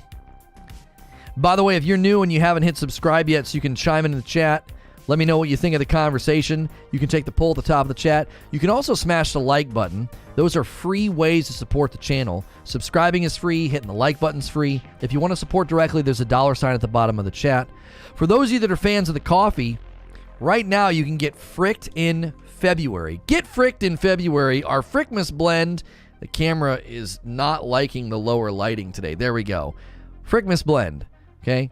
It was our most popular blend in November and December. We're trying to move through the remaining inventory. Use code GETFRICKED to get 20% off the holiday blend. So use the coffee command or go to ragelessroast.com. If you think you're going to spend $300 on Halo, go buy a VR set. What? New glasses? Yeah, new glasses sponsor. We're now sponsored by Gunner Optics. Use the glasses command to order some. It'll give me a kickback. But there is no discount because they're so reasonably priced. They're very affordable, so they don't do discounts. I love the honest criticism, but I have to give 343 some credit. They seem more invested in making a good game than many other devs. Their struggle is very apparent. Ethan, I will give them full marks for that aspect. I'll give them and I'll give the developers of New World full marks. You know what I mean? It's very, very clear. Very clear that they they are invested and want to make the game better. My concern is beneath the developers. My concern is the game itself, the engine. I'm worried that there's something wrong. It's like, you guys can't do anything quickly or effectively. Like, you're missing both. As I've said many times this morning, if you're not going to be quick, if you're going to be slow to do updates, at least be effective. You know what I mean? You're both slow and ineffective. That's not a good combination. So by the time you push out the fix, many people have moved on or they're too annoyed to care, and then you make it worse. So you kick people both ways. You take too long so people get annoyed and leave, with Big Team Battle as an example. You take too long so people just get frustrated. Like, this was discovered in the middle of December. The frick? It's January. Nothing? I'm done. Okay. They leave. Then there's people that stick around. And guess what? You kick them too, because they stick around and then your fix doesn't help. You talk about compounding player exodus. You're taking too long to fix, so people leave. When you finally do push out a fix, it makes it worse, so the remaining people feel like they should leave too. And he plans on covering the Steam Deck. I did my little $5 thing. I'm going to try and get one. Bleep says, Devil's Advocate. Would you rather people talk about or complain about your game for a long period of time during the event season? Or would you prefer people don't complain, talk about your game, and only play your game for the first 5 days of the event or season? I'm betting they're banking on the no bad press mantra to drive interest in the game rather than being nice to the consumer and have massive spikes in playership. I'll tell you this right now, if YouTube's a barometer and if the Steam charts are a barometer, Bleep, it's not working. It's not working. I can see how many people are searching for Halo Infinite when we cover it. I can see how much it's dipping and going down. We can look at the Steam charts. I don't know, man. The reason we're not covering Battlefield 2042 is because no one is searching for it. No one cares. Why? It's in such bad shape. It's a non-starter. There's no reason to cover Battlefield 2042. I could kick them while they're down, but no one would show up because no one gives a frick about that game. Everybody's moved on. And Halo is showing us similar results. We're seeing a lack of interest. We're seeing a lack of search. Why? People are just annoyed. They're like, whatever, dude. I'm done. Side note, I sent you some digital painting about The Mandalorian last year. Did you ever get them? Looking like they would be relevant in Season 3. You sent me digital paintings about The Mandalorian? Did you see them? I don't know what you're talking about. Feels like the lighting angle of the studio changed, or am I just having a stroke? I don't like the change. It is a little bit different. I'm not quite as bright because these glasses are a little bit more reflective than my others, so I've changed the lighting just a touch. Just a touch. It's a little bit darker. Yeah. I could push the button and maybe and we could bring it up just a tad, maybe. There's a button on the back of the camera.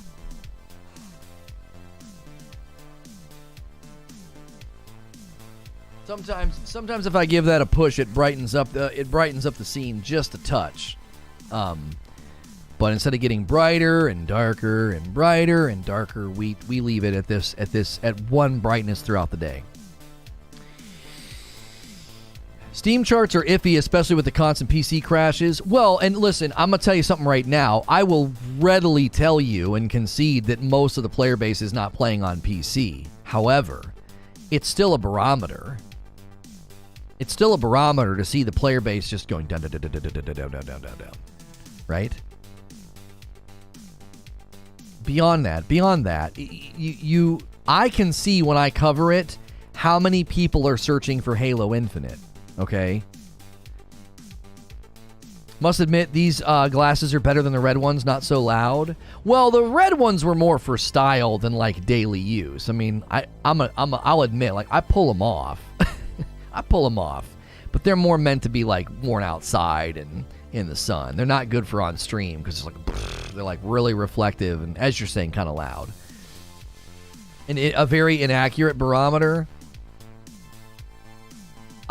I'm sorry, Charles. I don't agree. It's a free-to-play game on Steam.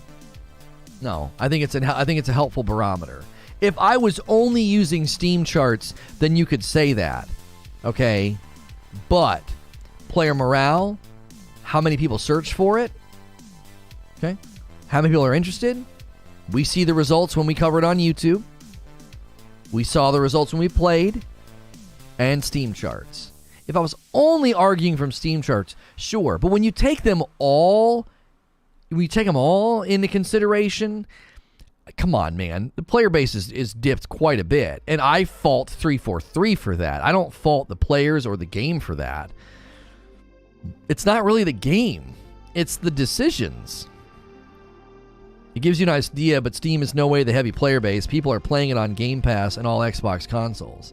Homie, Steam is known for free-to-play PvP games being very popular. Don't kid yourself. It wasn't received well on PC, which is an indicator of the PC community being different than the Halo community and the Xbox community. Sure.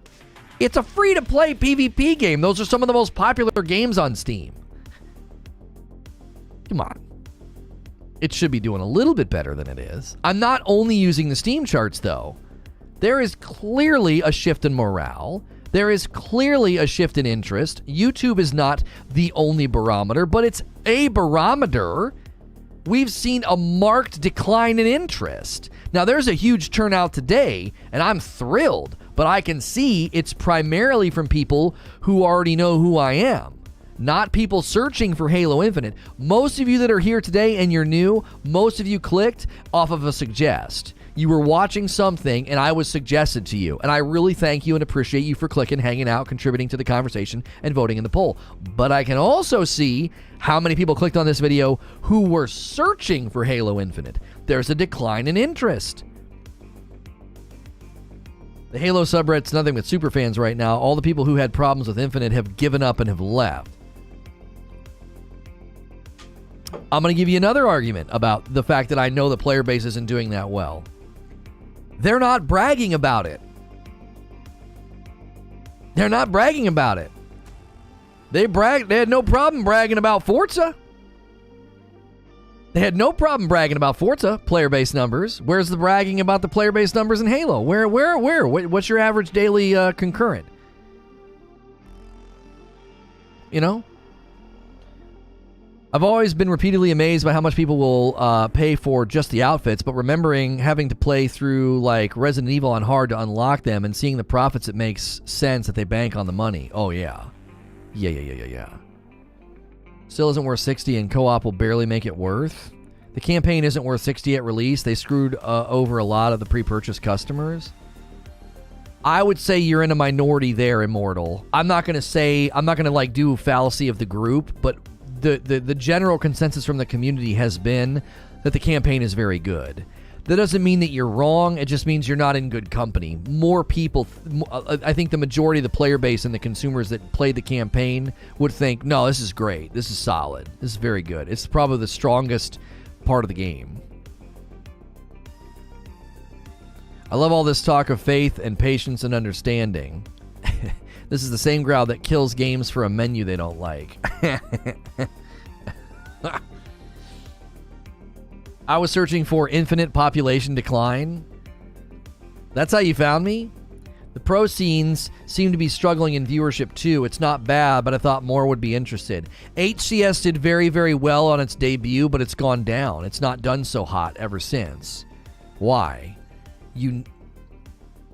You need a vibrant, active, and happy player base, or no one's going to give a frick about that. No one's going to do that. No one's going to go watch HCS. Hey, somebody ordered some coffee. Thank you so much. A bag of Frickmas and a bag of the light roast. It's a Bobby Drake getting that discount. Thank you, Bobby. Using the code GETFRICKED.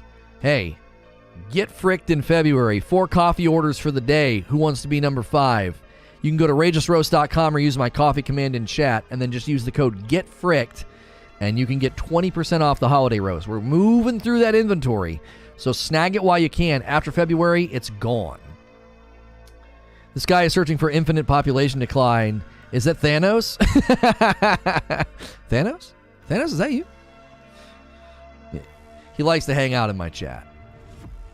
We have a lot of good representation and good argumentation here. It's perfectly balanced, as all things should be. If you ask me, people will more buy stuff from the shop if they have fun modes in the game and a decent buy the pass and a decent rank system. Oh, for sure, for sure. Infinite population decline does not make me think of Halo. It sounds like a global. Yeah. Why were you really searching about that? Listen, I was searching on how to synthesize rat poison, and I was also searching about infinite population decline. They are completely unrelated, right? The FBI is like knocking on his door. FBI, open up. He's like, I just really like Halo. I swear. HCS is dope, by the way. It's been great. It's been great. Frickmas brewed up in my 1980s percolator. It makes some really good coffee. Yeah, man. Horizon Forbidden West got a new trailer. We could watch that in our second stream. Our second stream today will be about Sony and their push for live service. They are wanting to launch more than 10 live service games over the next 4 years. That'll be our second talk show of the day. HCS is hype. The streams are massive. They haven't done as well as they did that opening weekend. At least that's what I saw. I mean, I think HCS is amazing. I think the production's there. I actually think Arena does really, really well for competitive. You know, HCS would be better if it wasn't at 3 a.m. Yeah, that's also part of the problem. I want to try your flavor. Frickmas just wasn't my bag. Oh, you didn't like it? It was our most popular flavor in November and December, and the Frickmas blend is my wife's favorite. It's a Mexican source bean. It's a medium-bodied coffee. It is a medium roast. It has a bright seasonal crisp finish and balanced acidity. All Rageless Roast coffee has balanced acidity, making it extremely drinkable. The light roast, the dark roast is available, but the Frickmas blend will be gone after February. So get fricked in February. Get that 20% off. Snag yourself some coffee today. The cyber event was great for me. The challenges were annoying to knock out before I could focus on the event, but at least it wasn't spread out like the Tenrai. Yeah, I suppose you try to snag some of the good with the bad. Read the Discord message. They haven't done a live event since Raleigh. What do you mean? They have been. They did one in the middle of the night the one night. They haven't had a big live event again yet. The next big live event is DreamHack in Anaheim. Well, then what have they been doing? What are these ones happening at 3 a.m.? Are they just qualifiers? Dark had me spoiled, so no comparison at all. There are people that can't drink anything but the dark roast, Mo. I love the light roast. I think the light roast is the most drinkable coffee I've ever had. If you're not even a coffee drinker, you should try our light roast. The balanced acidity, it's super smooth. I've had non-coffee drinkers tell me that they like the light roast. The dark roast is the same base flavor, just roasted up to a darker flavor. Oh, they're just seeding for the big events. Oh, well then I misspoke. Okay, yeah, HCS did really, really well when it had their big Raleigh event. Viewership was great. The production was great. The casters were great. It was awesome. It was very well done. I was actually admiring the shoutcasters. I shoutcast, and I've been contracted to professionally shoutcast a number of times. I did a charity tournament. I did a Fortnite tournament in New York. I did what else did I do? I forget what else I did. I did something else. I was contracted. Oh, I did the Rivals thing for Borderlands out in California. And so a lot of the times I watch these events, and I think the casters are terrible. But for the HCS, the casters were phenomenal. They did a great job. Just no, you didn't. You were right. What? No, I didn't. I was right about what, creature? The darker, the roastest, the most balanced acidity. That's right. Team Dark Roast, but Frickmas is pretty tasty, says Matasbo. We had people, my wife converted. Dark Roast was her favorite, and she switched to Frickmas. Rocketkin says, I've been subbed and I love the content and streams. Thank you. I really, really like hearing from the new subs and the new users. Host at E3? Yeah, I was a main stage host at E3 in 2019. It's hard to find any footage of that. I tried to find some last night. You can find my interview with a guy from Call of Duty Modern Warfare, and then you can see me on stage with Zeke for something else. I forget what it was. I thought the casters specifically contributed a lot of hype. I really enjoyed watching HCS. Yeah, they did a good job. I'm pretty critical. I'm actually usually very critical of hosts and shoutcasters because that's what I do. I host a show here every day.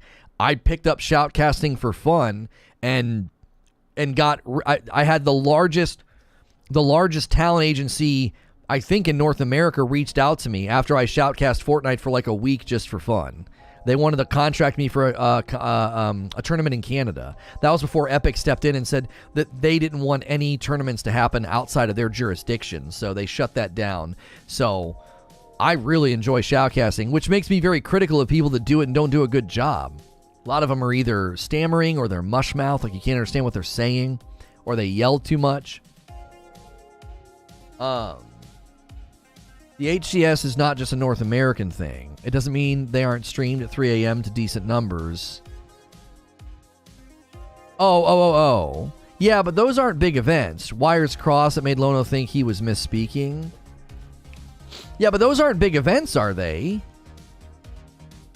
The ones that have been happening in the middle of the night? I thought the people are saying they're like seeds and qualifiers. The good casting helps when you have old pros in the scene that know exactly what's going down. Perks of super old franchise. Oh, for sure. I'm digging the steel on your face.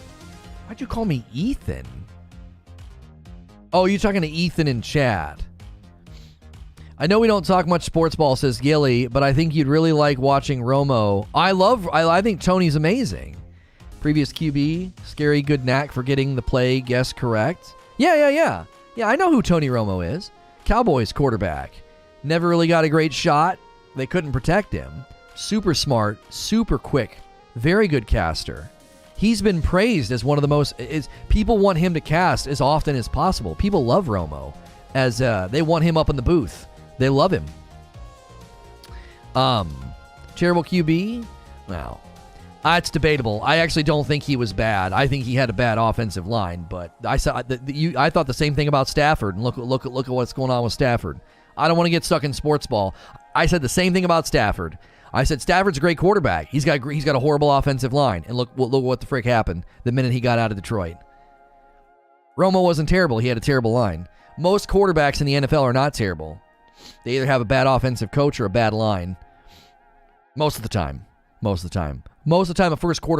first string quarterback is actually very good. He just needs a good team and a good coach. Stafford's proof of that. I'm excited for Ghostwire Tokyo showcases tonight. The game looks interesting. Yeah, it does.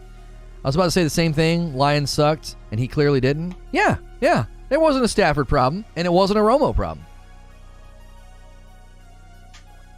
Romo's got the brain. He's got the brain, man. He has. He does.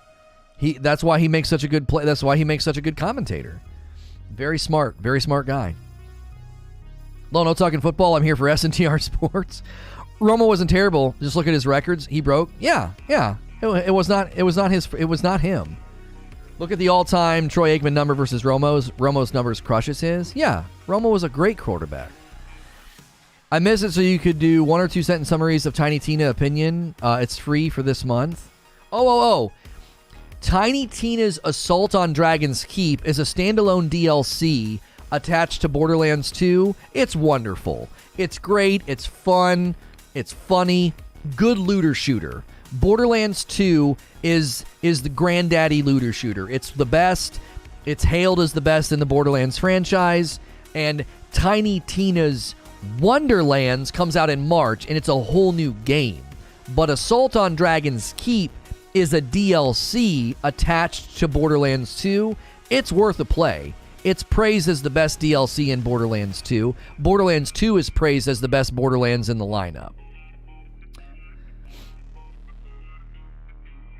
So, yeah, Brady's retiring. Good riddance, Brady. I actually have never disliked the guy. I never disliked him. But, when you deflate footballs, it makes them a lot easier to hold on to. Let's see here. Steam. Hello. You can now join the beta test for Monsters Domain. Just add it to your library. Monsters Domain. Why am I getting this email, though? It looks kind of cool. If you're just tuning in, we've been talking about the Halo Infinite no update. They didn't do an update in January like they were supposed to. They were supposed to talk to us about Forge and co-op. Joseph Staten tweeted about why they didn't do it. We've been discussing it this morning. I want to know, with the lack of the update, is it a cause for you to be worried? Almost 700 votes on the poll. Take the vote at the top of the poll. Take the vote at the top of the poll. Vote on the poll at the top of the chat. I can talk. If you haven't hit subscribe and the like button yet, consider doing so. Subscribing is free. Pressing the like button also helps out the video if you've enjoyed my coverage. I am a safe for work broadcaster. A lot of people treat me like video game radio. You can subscribe in confidence. People throw me on in the background of their day, and they can do that because they know I'm safe for work. Thank you so much. Lots of different and variety coverage here. We have covered so much. This afternoon, we're covering Sony and their desire to get 10 live service games in circulation over the next 4 years. Yesterday, we covered Tiny Tina's Wonderlands. We covered Dying Light 2. We covered Sony buying Bungie, Horizon Forbidden West, Elden Ring. We covered From Software Games, the Sea of Thieves live stream. We cover a lot of stuff here. Lost Ark is right around the corner, and we're going to have great coverage of that game for you. RPGs, MMOs, From Software Games, Halo. Make sure you're subscribed. The specs are new, looking sharp. Thank you. It's our new sponsor, Gunner Optics. You can use the glasses command and snag a pair for yourself. The camera hates this dark color, though. I can't get it to. There it goes. There you go. Come on. Oh, that looks cool to the side anyway. There you go. Gunner. Use the glasses command and grab a pair. You're not going to get a discount if you use my link. And the reason they don't do discounts is the frames are so reasonably priced. They're very competitive at a price level for blue light blocking glasses that they don't do discounts. However, if you use my link, it does support me. It's a cause for me to stop caring about Halo entirely, says Native. I just have to accept it'll never be as good as the glory days and move on. I don't necessarily think that's the I mean, you do what you feel you need to, Native. But I personally think that the game is going to be excellent given enough time. Given enough time, I think they have a good base game. I do. Guys, also remember, there's other ways to support the channel, like my Amazon affiliate link. Anytime you're going to order anything on Amazon, that just helps me out if you use my link first. You can use the Amazon command, or if you're watching the past broadcast, there's a link below in the description. My shirts from 80s Tees, you can go to 80stees.com. You can use code Lono, 30% off. These are Displates. We're partnering with Displate as well. And then there's the coffee. We're doing a big sale on the holiday blend. Use code GETFRICKED to get 20% off. So those are all the ways you can support the channel directly. Given enough time, both Halo and Batman can find a way. Yeah. I wish I could get a discount on Lono's hair. Thank you. Yeah, it's looking good today. I like it. It's a little messy. It's a little tall. I'm digging it. It goes well with the big frames. Just FYI, there isn't a link for the glasses in the description. Oh yeah, we need to update that.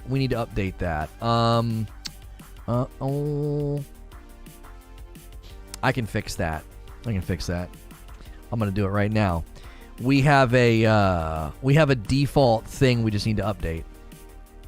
I go in here, I click this little gear button, and I go to upload defaults, and I say, right below Gunners. There you go. And then I'll add it to this one as well. Anybody watching the VOD. There we go. Now anything we schedule will have that in the description. I did. What happened? Did I fall asleep on your side? But did I fall asleep on your side? Oh, that almost never happens. That's what you get for making me, come over and snuggle before I go to sleep. I mean, sometimes I'm going to fall asleep over there. I'm not against snuggling. I just typically can't fall asleep while snuggling. It's too hot. You've adjusted the temperature 3 times. It is too hot.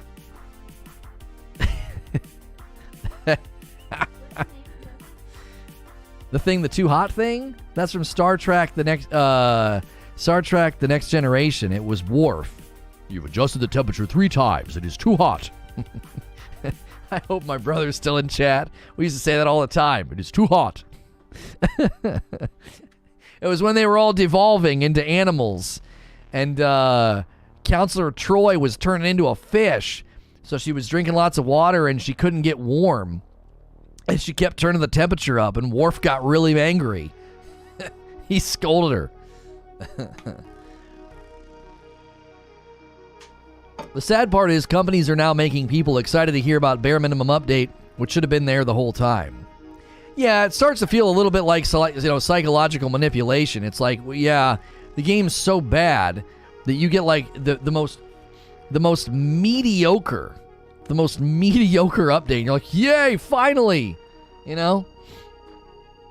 I love the Worf quote. So funny.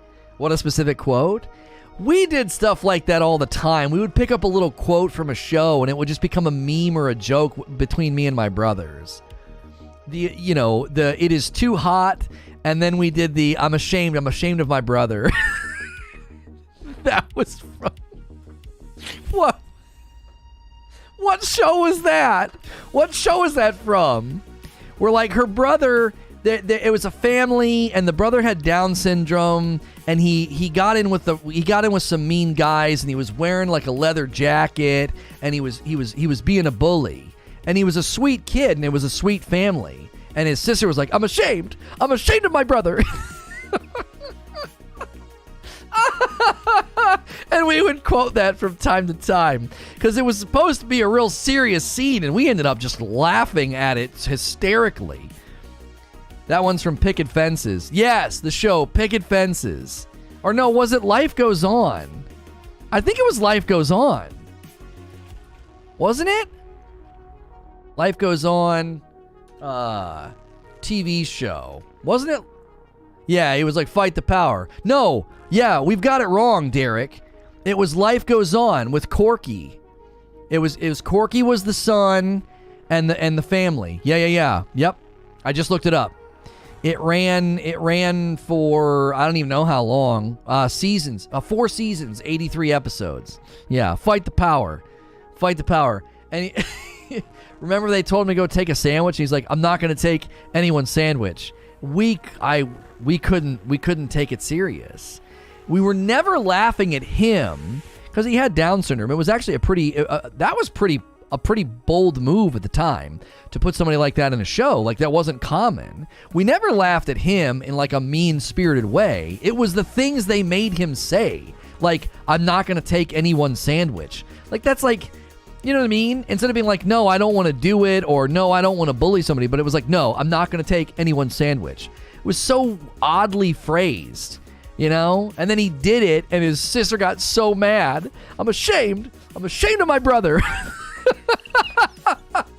It was not supposed to be funny, and yet we laughed pretty heartily at it.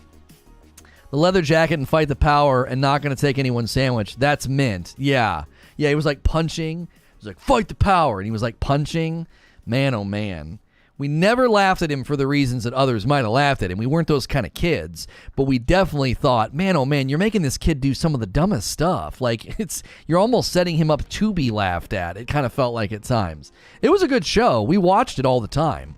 I told my daughter about how we would get home on Sundays. We would get home from church and pop popcorn. We had to rush home because back then there was no DVR. We would rush home, pop popcorn, and then we would watch America's Funniest Home Videos. And I like sang the song to her. I was like, stories from your friends next door. They never told.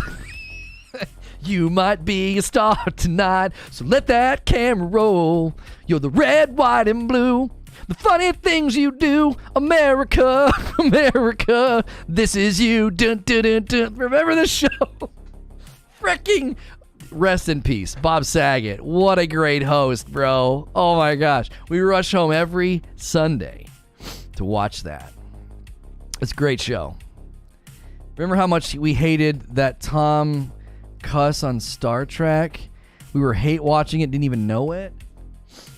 Claim incoming. Yeah, we're going to get claimed. We're going to get DMCA'd for that one. I don't know who you're talking about. Tom Cuss. What? Like, I literally sang it to my daughter as a joke. I remembered every line of it from way back then. Hadn't seen America's Funniest Home Videos in that long. Back then, he would like walk out of like a set, like a door, like the front. It was like the front porch of a house, and he'd come walking out. Oh my lands! What a great show that was. Friday nights was TGIF with like Family Matters, Step by Step, Full House, Sister, Hang with Mr. Cooper, all those shows on Friday nights. And then Boy Meets World, I think eventually ended up on a Friday night, didn't it? I don't remember. And then Sunday nights we'd come home. Star Trek Voyager, Tom Paris, we hated that guy. Star Trek Voyager, Tom Paris. Oh, yeah. Why didn't we like him? I can't remember. Can't remember why we didn't like him. Yeah, we would make fun of him. I mean, Voyager, all that mattered in Voyager, all that mattered was 7 of 9. I don't think anything else mattered. It was great to see. They brought her back for Picard. She's aged like a fine wine. They brought her back on Picard. I was like, It's like, did she get prettier? How's that possible? How is that actually possible? Thou shalt not disrespect any Star Trek personnel. Right. Because he was a total B? Yeah. All that mattered in Voyager was 7 of 9. That's right. That's all that mattered. Is she still... She is beautiful. They put her in Picard. I couldn't believe it. She's got like on a leather jacket and she's like fighting. I'm like, what is this? She's great in Picard. She's great in Picard. The most recent trailer for Picard, they're bringing back Guinan. They're bringing back Guinan. Whoopi Goldberg. We made it a point to watch it just to criticize it, which we later repeated as adults with, we watched all kind of stuff to make fun of. Mystery Science Theater infected our viewing habits. Totally. She did a Gillian Anderson. Yeah, Gillian Anderson definitely got prettier as the seasons went on. Well, especially if you watch Hannibal. Holy smokes. The show we watched, just to give the MSG3K treatment, which one was it? You'd have to give me some pieces of the show. We did it to everything we watched. We made fun of everything. Like that's like I literally can't watch TV shows now I still do it to a certain extent. You'd have to give me like plot details, character details. I can't remember. We watched a very different version of MS33K where they broke episodes in half, and Mike, the guy who eventually took over the show, he was like an old man, and he would give you a brief summary of what you were about to watch. It was really odd. It was like they repackaged Mystery Science Theater for PBS, and they used Mike to do it. And he was like dressed up as an old man. No, I've not seen her in that Valiant. A big burly detective, always looking through crime scenes for just one thing. Oh yeah, it was CSI. We would make fun of it was CSI with the redheaded guy who puts his glasses on. It's like yeah, and then like screams every time he puts his glasses on. We made fun of it. We always said the bald guy was looking. He's like, man, looking through this scene here. Is there any porn here? Like, it was what he was always looking for. I don't know why that was our ongoing gag with him, but that was the ongoing gag with him. Yeah, Horatio. Yeah. David Caruso. We literally watched that show to make fun of it. We made it a point to watch some shows in order to make fun of them. It was very enjoyable. Let me see if I can log in here and check this. I wonder how immediate... log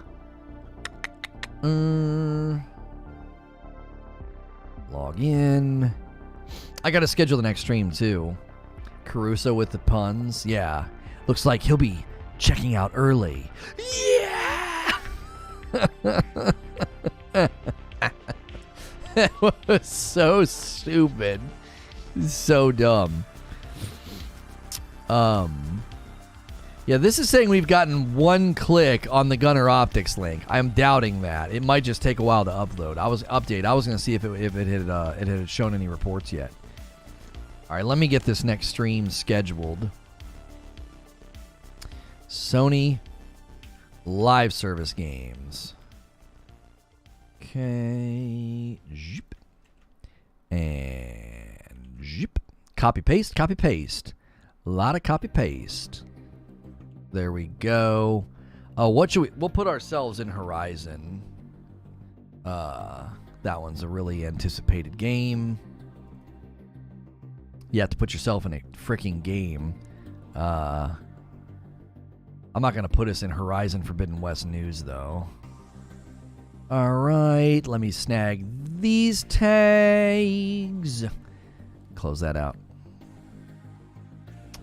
You're the red, white, and blue. I have that song in my head now. The funny things you do, America. It's such a good song. I like it at the end. It's like, America. It's like a ballad. He's like really singing his heart out to America. America, America. This is you. It makes me think of that. They coming to America. It makes me think of that song. Our church did this whole thing with that song on a slideshow. The beautiful patriotic injection into the house of the Lord. What the frick? Do you remember that? They come to America. Oh my gosh. They did that at our church, bro. That is so not right at so many levels. So not right, bro. Oh my gosh. That is just not what you're supposed to be doing when you're gathering, folks. Celebrating your country. Oh my goodness. Ooh.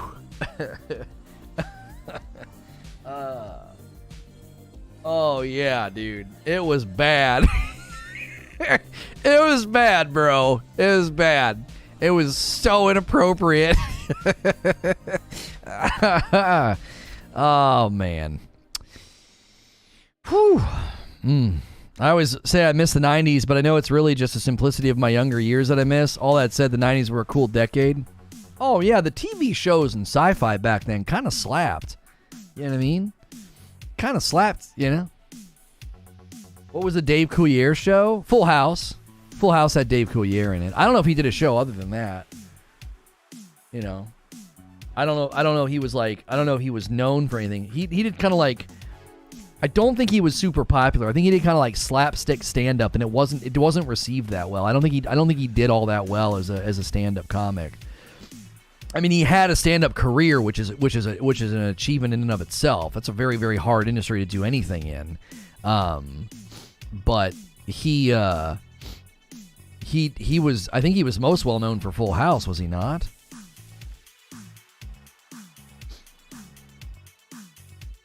If you ever want a red flag, go to a church that speaks. Yeah. We definitely have had our share of that growing up. We've had our share of that growing up. I rewatched The X-Files recently. It has not aged well. I rewatched it with my wife, and we thoroughly enjoyed it. I actually thought it aged quite well. Mithrax, we almost never use that form anymore. I'll clear out the questions. Some of you guys just keep coming in and trying to use that question command. I'll answer your question, though. Do you think an icon like, or at least similar to Michael Jackson, would emerge? That is so out of left field. An icon could emerge? No. I don't think it's possible. Globalization makes that so difficult now, because like we have like the West is enjoying K-pop, and then the East is enjoying I don't know. Are they enjoying Lady Gaga maybe? I don't know. that's such a difficult thing to do. Yeah, I mean, BTS is like globally renowned, right? I mean, but at the same time, so that's why I don't think it would work. I don't think you can have like a breakout icon now, because the globalization makes it harder. The market is more dense. You know what I'm saying? The market's super dense. BTS is the biggest name in the world right now. Yeah, but are they as big as Michael Jackson? I don't know.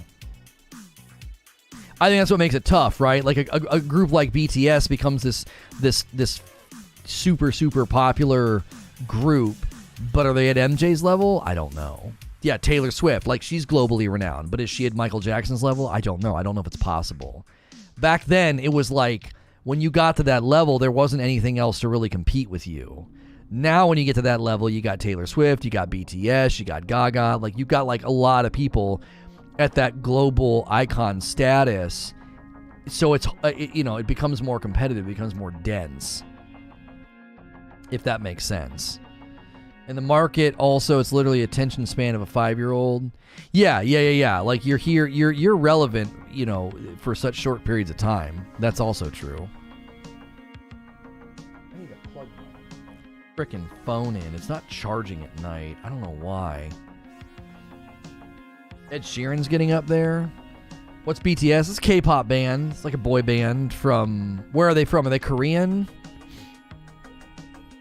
I don't know where they're from.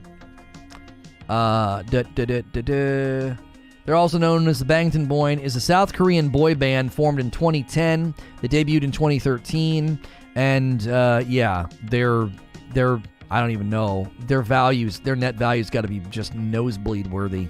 But yeah, South Korean boy band. That's what K-pop stands for, right? K-pop is like a Korean. It's in its Korean origin, isn't it? It's Korean pop music. Yeah. That's what K-pop stands for. That's what I thought. I didn't want to presume and assume. I don't listen to the music, so I'm not super educated about it. I don't know the band boy. I don't know their names. I don't have like a poster up in my room. Michael did it without social media, though. Bigger deal. It's a lot harder, yeah, back then. Yeah. There was no such thing as like going viral, That wasn't really a thing. You had to really, really earn it by sheer force of will and talent,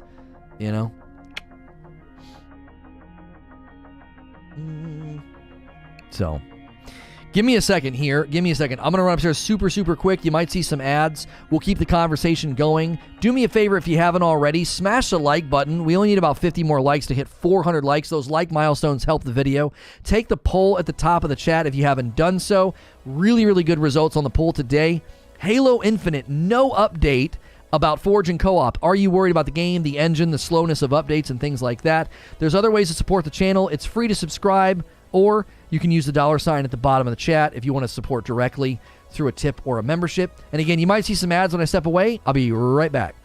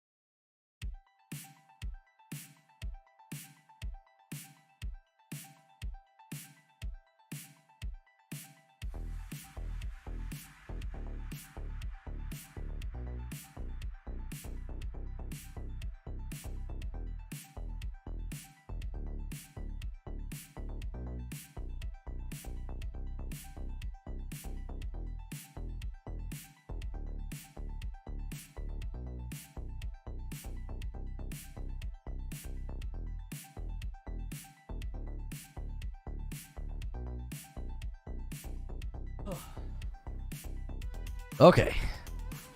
I think the lack of social media made it easier. Everyone was watching MTV. Everyone was listening to the same 3 radio stations.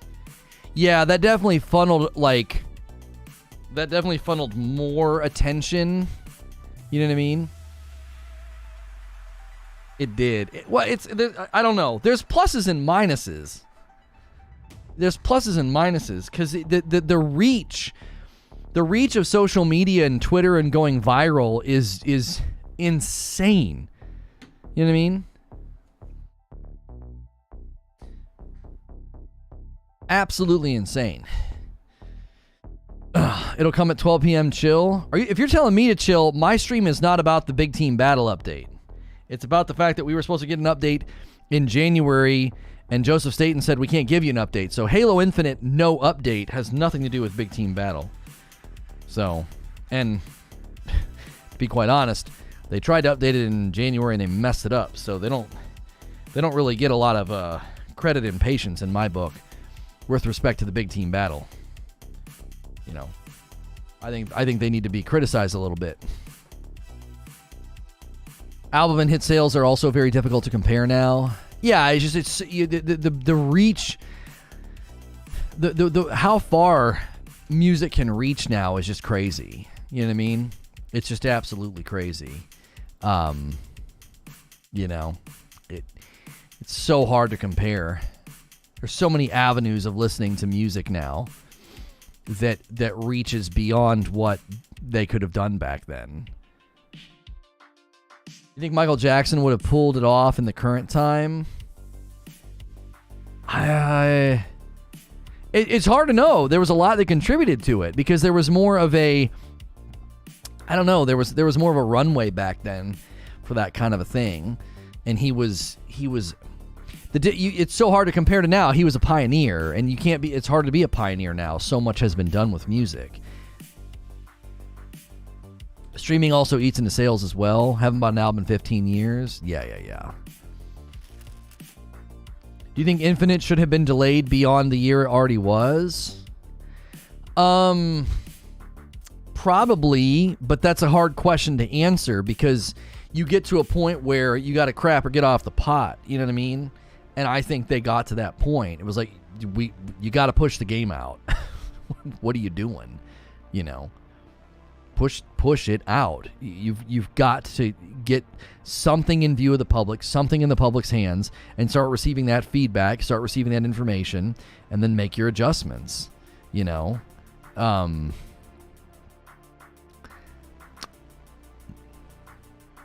Nintendo reconfirms release windows for major upcoming Switch games. Really? What do they reconfirm here? Let's see. Yeah. Nah, they're putting temporary now for Breath of the Wild 2. Temp 2022. It's good to see Breath of the Wild is still hanging on to 2022. Where do they say this though? Below we've listed the major Nintendo titles currently on the docket for 2022, the announced ones at least. The updated schedule includes January launches. So they've not said anything. That's a nothing article. What the frick? I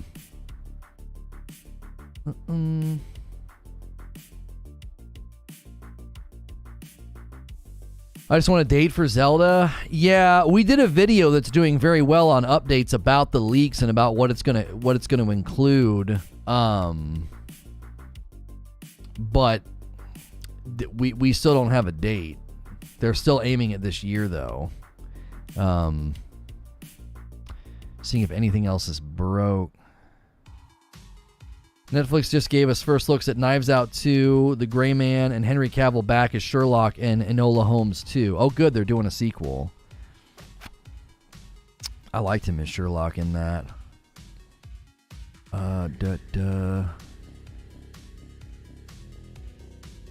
The big streamer news is so often so silly. Trainwrecks reveals his $1 million per month deal with from Bitcoin Casino stake has changed. I'm making much more, he says. Golly. Just absolute insanity. Oh, Michael Shannon's starring in something upcoming called Night's End. I really like Michael Shannon. He was so good in Take Shelter, as well as in Man of Steel. It was from Game Rant. No, it wasn't from Game Rant.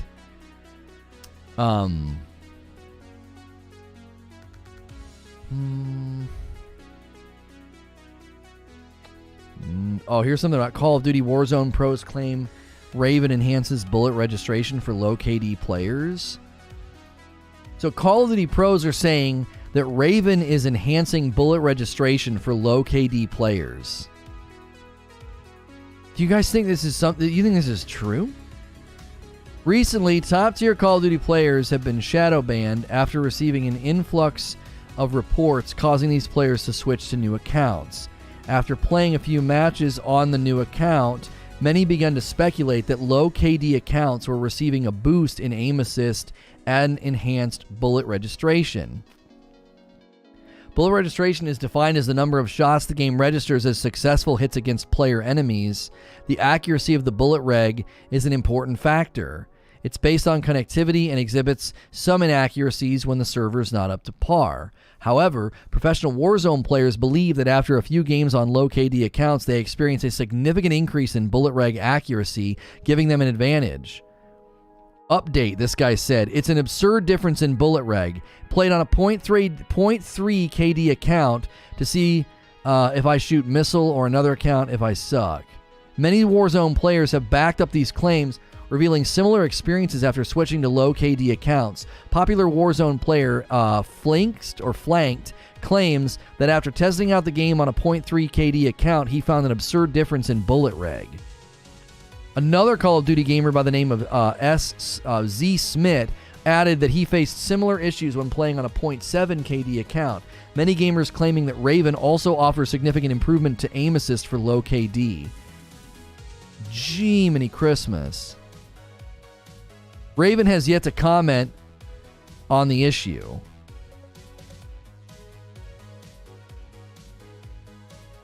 Bullet registration changes based on KD?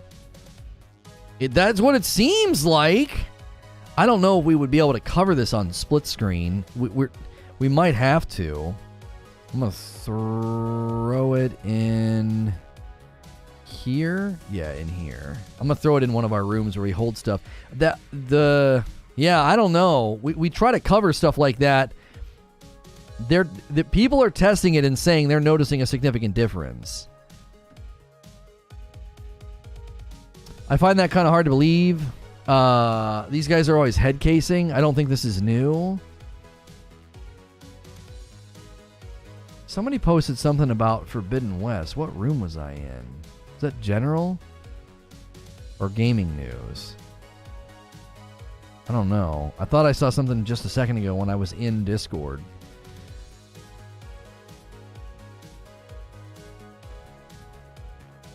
That's a common way of adding difficulty. I have never heard of this before now. I've never heard of this. I knew about lag compensation and how if your connection was poor, it would sometimes help you because it would basically make the other players experience latency.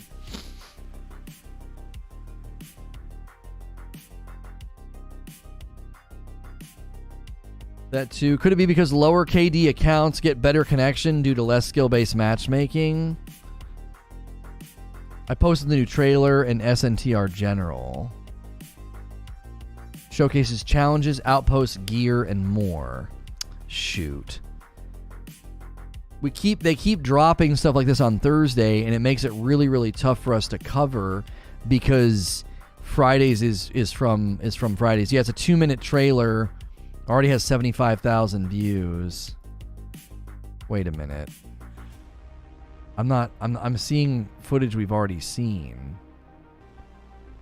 Oh, no, this is new. Man. Game looks so good.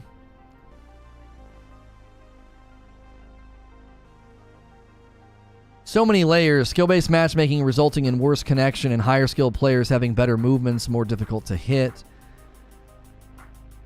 Yeah, I wonder if that's what it is, though. I wonder if it's that hit registration is working really, really well on a low KD because they're in a lobby that's purely connection-based, so they just have a better connection.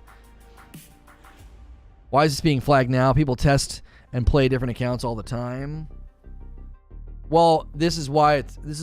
Okay, so if you're in the business of playing those games and trying to make it entertaining, it's extremely hard to make it entertaining when you get into the sweaty lobbies. When you get into the sweaty lobbies, you end up dealing with sort of a it sort of sours the mood, I guess is what I would call it. That's what I would say. It sours the mood. They can't make it entertaining.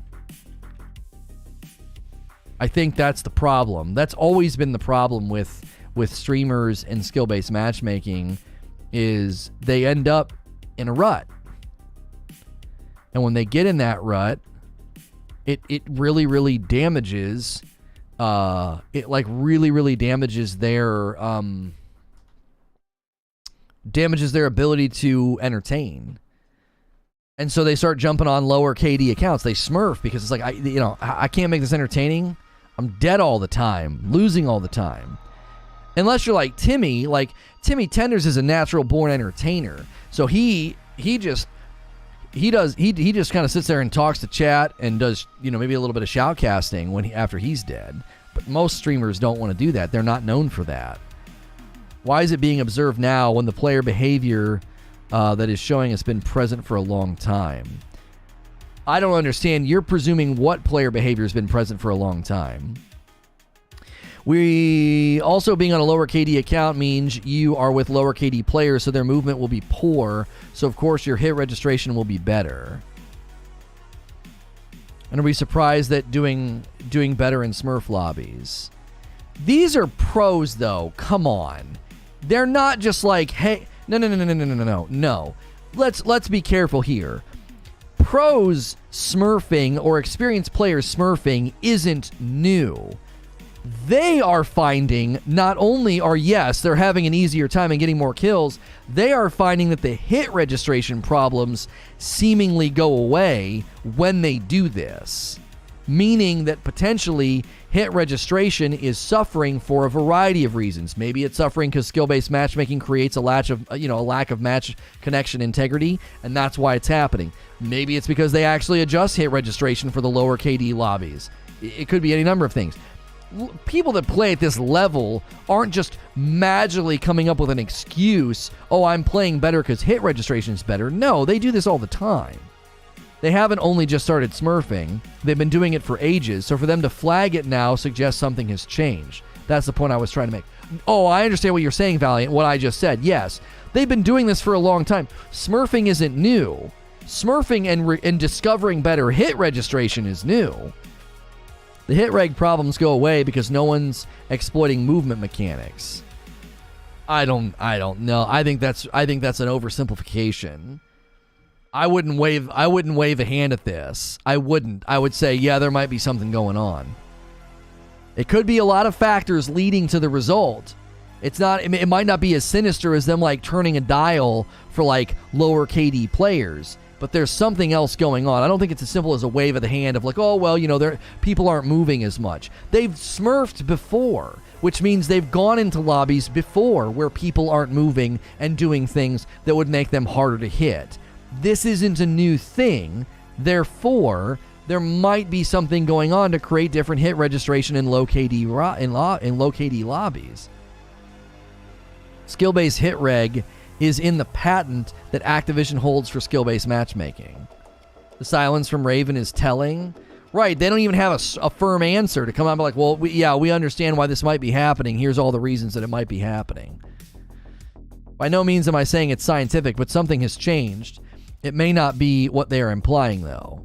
Yeah, It could be that skill-based matchmaking is too extreme, and once you get to certain thresholds, you're just constantly playing in lobbies where the connection sucks, and it affects hit registration. So the minute you're in a low KD lobby, you're like, oh, what a breath of fresh air. My gosh, I'm in a lobby with good connection, and automatically experiencing better hit registration. It's like switching from bad connection to LAN. You know what I mean? Like, all of a sudden, hit registration is going to seem significantly better. Like, hit registration is going to look like garbage if your ping is 90 versus 40. You're going to think hit registration is bugged. No, your ping's twice as high. Play on 100 ping and then play on a 50. And then talk to me about hit registration. That's why I quit playing Call of Duty. Tired of sweating every game. I said this whenever I quit the one time. It was a Black Ops 3, I think. I said their philosophy has changed. They're more concerned about leveling out wins than just having a good game, and they're doing it through artificial means. And then, B. Dobbins found that there was inherent lag even when you played LAN. They wove lag into the game. They did it on purpose.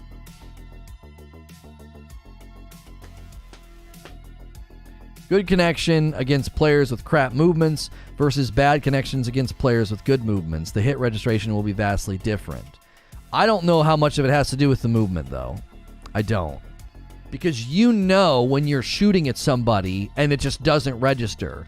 Complaints about hit registration are usually shown in clips where it has nothing to do with movement. They're not getting hits. They're like shooting at a guy and the hits aren't registering. It has very little to do with the movement of the player.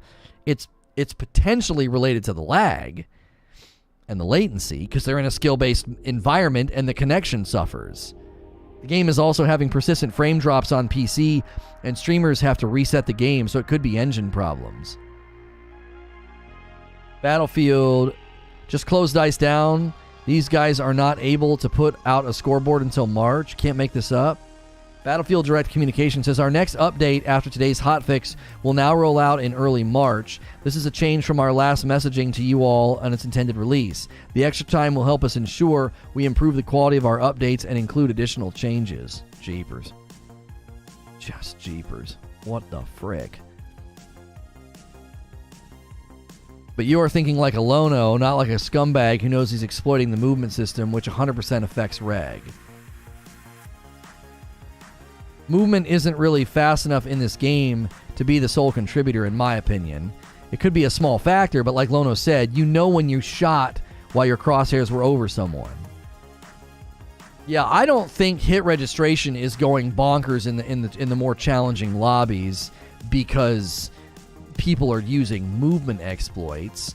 When you see someone and they don't see you, and you start shooting and you don't get hit registration.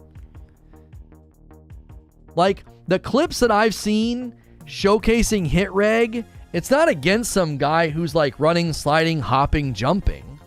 It's just a guy like, it's a straight up firefight. And he just isn't getting hits. It makes a huge difference. If I was putting chips on the table, I wouldn't put as many chips on movement. I would put way more chips on latency. That's what I would do. If I was a betting man, and they were going to research this and find the main culprit, I'd put more chips on latency and a couple of chips on movement. And I guarantee you the findings I'd win. The cards would flip over and I'd get a big payout. They would say, yeah, it's primarily being affected by lag and latency because you're in a more pure connection environment, low KD. And when you're high KD, skill-based matchmaking hits, and you're in an environment that is far more prone for latency, and latency has just such a direct impact on hit registration. When the game removes movement types and the Pro League makes certain movements illegal, it's clearly an issue. Most of what people are saying is valid in general, but it doesn't go any way to explain why it's only being observed now and not before. I'm not talking about slide canceling. I'm talking about slide cancel into a bunny into a slide cancel. And people might be using macros to make it to perfectly execute it in quick succession.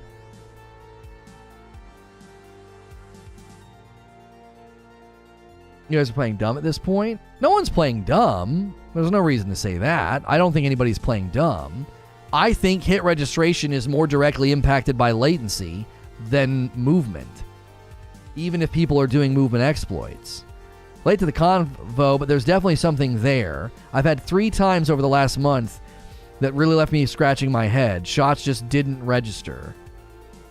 The HCS can frick themselves. They've done more damage to Halo than anything else. Jeepers, why do you say that? Why do you have such a strong opinion against the HCS? What have they done to the game, in your mind? We only need 30 more likes to hit 400 likes. If you haven't smashed the like button, do so. Subscribing is free. We did talk in this stream for about 2 hours about Halo Infinite, no update. They were supposed to do an update in January, talking to us about Forge and the co-op campaign. Apparently, in about an hour, there is a Halo Infinite Big Team Battle update being pushed out. We're not going to test that. You can if you want. We had a long discussion about, are you concerned? There's a poll at the top of the chat. Halo Infinite, no update about Forge and co-op. Are you worried? My concern is the game seems like they can't do updates quickly and effectively. If you've ever played Call of Duty for more than an hour, you've run into what I'm talking about. Some goof bouncing and sliding all over the map, and you can hit him. Right, but that's not what but you're acting like pros can't distinguish the difference between that affecting hit reg and a general difference in hit reg on low KD. You're acting like the pros are dumb. Like, you know what I'm saying? Are the pros too stupid to know the difference between somebody doing what you're talking about, Harry Pottering across the ground, chaining together movements in a really weird way? Come on. They know the difference between that and when they just don't get hit registration. Like, what the frick was that? I just shot through a guy. There's a consistent complaint about hit registration. And there's a big difference between when it happens and you can see it, measure it, watch the stream back and record it, and some guy, loop-de-dooping around like some kind of weirdo. I was saying it's a contributing factor. But when it's a contributing factor, it's obvious what's going on. They're not dumb enough to be like, yeah, that was a hit reg problem. They're like, no, this guy's using movement exploits. Pros are quick to just point to anything but themselves. Wouldn't the pros be the ones that led to the pro league saying you can't do these movements, which would then lead me to believe that the pros understand that a movement exploit is the cause for the hit registration issues? Do you see what I'm saying? They clearly have determined that those movements are a problem because they're not allowed in the pro league. So the pros would be able to distinguish between when somebody was doing that crap and when hit registration is just not working well. Even dedicated good players know this. Yeah, I think that's it. I do not think the movement exploits are the single leading cause here. They're not.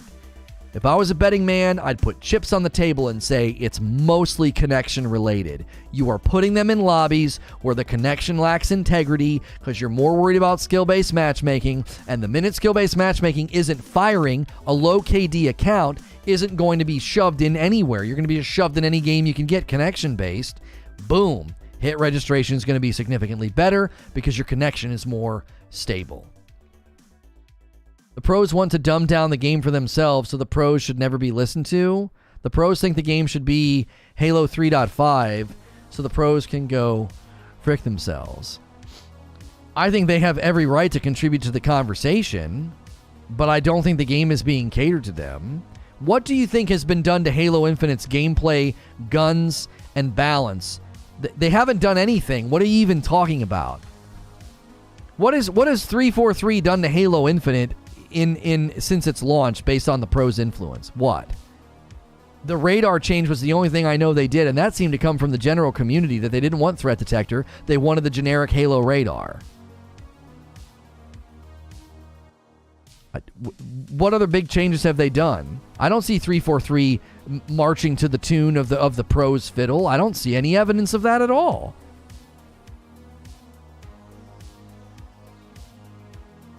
The pros know very little of the game. They want to nerf the Mangler. Okay, has the Mangler been nerfed? Has it? I mean, they have every right to pinpoint there are problems with the Mangler. You can hip fire melee somebody. That time to kill is so busted right now. You can't act like the Mangler doesn't have something about it that is slightly busted. I think a hip fire melee kill time is broken and should be addressed. That doesn't mean the Mangler needs to be nerfed. But a Mangler hip fire melee kill is busted. That's not how TTK is supposed to work in this game. That's a circumventer of TTK. LOL, the Mangler is fine. That's a very thoughtful and well-made argument.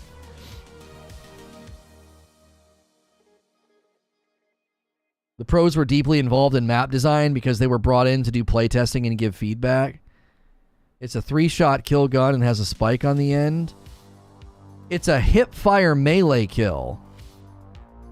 You understand that's why the pros are taking issue with it, right? They're not taking issue with it being a 3-shot kill gun. They're taking issue with the fact that at close range, it's breaking TTK. Doesn't a Mangler require to get super close to do that? Yeah. And a lot of the map design and a lot of the engagements happen at a range where the Mangler is breaking total time to kill. That only works in close quarters, though. The brute shot was the same way. Yeah, was the same way. It's strong, but melee range is all that needs nerfed. Make it really close range only for the combo melee kill. It's a high-risk, high-reward gun. It's fine. I'm going to err on the side of the pros understand that if you disrupt close quarters time to kill, that can be super problematic depending on map design. So then certain maps you're going to have people doing an absolutely busted time to kill, and other maps you're not. That's not balanced. You shouldn't be able to walk onto a map and be like, oh yeah, dude, there's going to be a ton of close quarters fights in here. You can get a ton of those nice little hip-fire melees. It throws everything off. People are able to hit melees now. The pros can get good and use it. Go back and look at Halo 5. The pros got the whole sandbox nerfed and killed speedrunning of the game, and it hurt the sandbox, making it a one-gun game. It doesn't spawn on every map all the time, plus the sword is a faster kill. The sword is a power pickup. What do you mean? The sword, that's like saying, well, the rocket's fast. Well, yeah, the rocket's a power pickup. What are you talking about? The Mangler's not a power pickup. It doesn't have too much of an issue with it. You can still outplay the Mangler at instances. The pros don't know frick. They're scared to cross the 50-yard line and engage people. The idea that you are the authority and the pros know nothing seems a tad silly to me. I don't know. I'm not pulling fallacy of the expert and acting like the pros know more because they're pros, but to dismiss all of the pros' input and act like, well, they ruined Halo 5, and like that you know more than them and they don't know anything, I have a hard time believing that. I think your input and their input is valuable. To dismiss their entire input and to act as if your input is the right input, I find that to be just as ironically like hubris and self-righteously driven in the way that a pro might say, well, we know more than you. You shouldn't listen to the scrubs and the noobs. I think your input and their input is equally valid and valuable. That doesn't mean the Mangler gets nerfed, but they might want to look at the fact that you can literally hip-fire melee kill somebody, and that's problematic. To have an over-realized or disproportionate or an inordinate amount of TTK for one weapon in one instance. If that's not, I don't know. They put their time in to play this game for the fans and they constantly get crap talk. Yeah, I'm not going to sit here and say that the pros are right and you're wrong, or that the pros know everything and you know nothing. I'm saying, I don't know. I think their input is probably valuable and helpful, and it doesn't. You see, the idea is you're acting like everything's perfect and fine. Does nothing need adjusted? Nothing needs nerfed? Nothing needs tweaked? The entire game, sandbox, and the function of the weapons are all perfect? I think that's highly unlikely. They playtested at Halo 5. They helped design a lot of Halo 5, given that they had pro teams come in and help, but they complained after Halo 5 came out. Safe to say that they know very little. People used to do that all the time, projecting that all the sweats have an agenda, and so all their opinions are invalid. Yeah. My suggestion was it's easy for a pro to overlook something so simple, looking for a larger issue. I don't think that that's true in the case of smurfing, Creature. I think smurfing has been around for far too long for a pro to just be like, yeah, I'm getting better reg on low KD. There's no other reason why that might be happening. Like, there were multiple people chiming in on it. So, and I think my pushback was logical and sound. That it's unlikely that hit registration is, it's movement. It's movement exploits. They know when someone's using a movement exploit because they're calling for it to not be used in the Pro League, which leads me to believe hit registration is a bigger problem than movement exploits. Why? Because they'd be calling for the movement exploits to be patched. They don't want it in the Pro League. Why? Because it's an exploit. Ergo, if they thought that was the main cause of hit registration, they would ask for it to be patched. They wouldn't be talking about hit registration if it was only related to the movement exploits. They've acknowledged the movement exploits because they're not in the Pro League. Not going to sit here and crap talk pros, but I agree the Mangler is supposed to have a higher damage output. It's what the Magnum is supposed to be, so a one-shot melee sounds appropriate. Can the shotgun do that? There's a shotgun in the game. Can the shotgun do that? Why is one gun allowed to hip fire melee? Are there other weapons in the game that can do that? And a sniper doesn't count because a sniper probably has a significant decrease in hip fire accuracy compared to the Mangler. Isn't the Bulldog a hip fire melee kill and also a 3-shot kill? So the shotgun does that. Yes, if you hit all pellets, I believe it is. So it sounds like it's significantly different. You need to hit him with one bullet from the Mangler.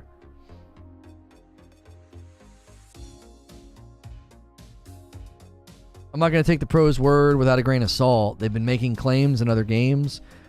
Call of Duty, D2. And they turn out to not be the right call. It's so reductionist and dismissive, it can't be correct. That's not true. So every time pros have made calls in Call of Duty and D2, that's all turned out to not be the right call. That's bullcrap and you know it. Pros have made plenty of predictions, calls, and calls for changes that turned out to be needed. What are you talking about? To say that the pros have made for all these calls in all these games and it's always turned out to not be the right call is so reductionist. It can't be true. They're always wrong. They never get it right. That is so impossible to be true. It's so improbable that that's true. The Halo Sniper has the same accuracy hip firing as ADSing. There's a big difference between a lot, but I think it could be the fire rate of the Mangler that's the problem. Then I don't know. Not every time. Plenty examples of bad calls, which is why I'm not taking it with a grain of salt. I could rephrase your argument and say the same thing. The community gets it wrong an equal amount of time. So why would I consider the community's feedback worth anything? If the Mangler gets nerfed, it's just a pistol with a lower fire rate, and that's not the purpose of the Mangler. The problem is, with how shaky the netcode is, it can really mess with the sense of timing with the weapons. The netcode needs fixed before they really fine-tune the sandbox. The OG shotgun can do that. The new shotgun is a crap weapon. When I use the word always, they made plenty of wrong calls. Well, you said that the way you phrased it, I don't take what they say without a grain of salt. They have been making claims in other games, Call of Duty and D2, and they turn out to not be the right call. So they turn out to be as the antecedent to the claims. So they make claims, ... and they turn out to not be the right call. So you attached the negative to the antecedent of their claims. You basically said, yeah, their claims turn out to not be right. So yeah, you didn't use the word all, but your sentence read at face value is that their claims turn out to not be right. That is a pretty all-encompassing claim. You see what I'm saying? Like, their claims, ... turn out to not be the right call. You didn't use the word all, but you said that their claims turn out to not be right.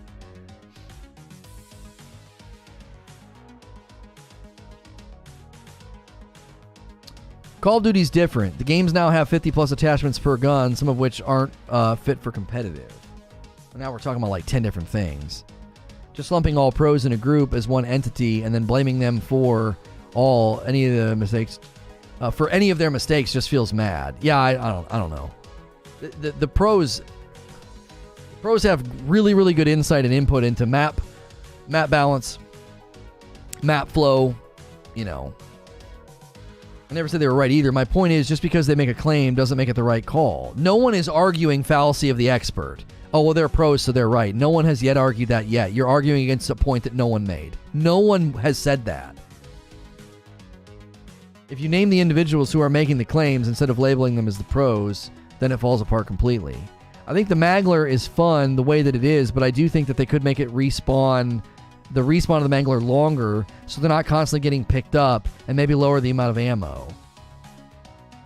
Yeah, that's what I mean. Like, I just think there's probably more to it than just like a dismissive wave of the hand. Oh, it's fine. So right now you think the entire game is fine. There's no balance issues. There's nothing wrong at all with the game. Not a single thing needs tweaked or adjusted. It's a perfect game. It's a perfect sandbox. Now, I think Gilly is onto something. I do think they probably need to mess with hit registration and desync first before they start fine-tuning weapons. I definitely think that. But aren't some of the was HCS LAN in Rally? If it was, then hit registration and desync was probably not an issue there, was it? Better trade-off for sure. Ammo economy for Mangler, spawn rate. Yeah, nobody has said that the being a pro makes their arguments right. Nobody's argued that. I even pushed back and said, I am not doing fallacy of the expert. I'm not going to say, oh, they're a pro and therefore they're right. I didn't do that. I intentionally dispelled that notion. There are plenty of things wrong with the game, but the Mangler isn't one. It's working as intended. That comes down to opinion, I think, because the developers could agree with the pros and say, yeah, that's not something we intended to happen.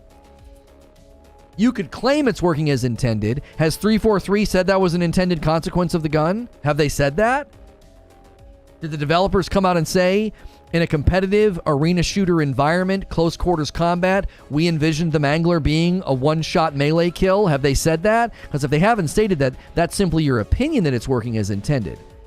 If there's one thing 343 has proven, they didn't anticipate the consequences of some of their decisions.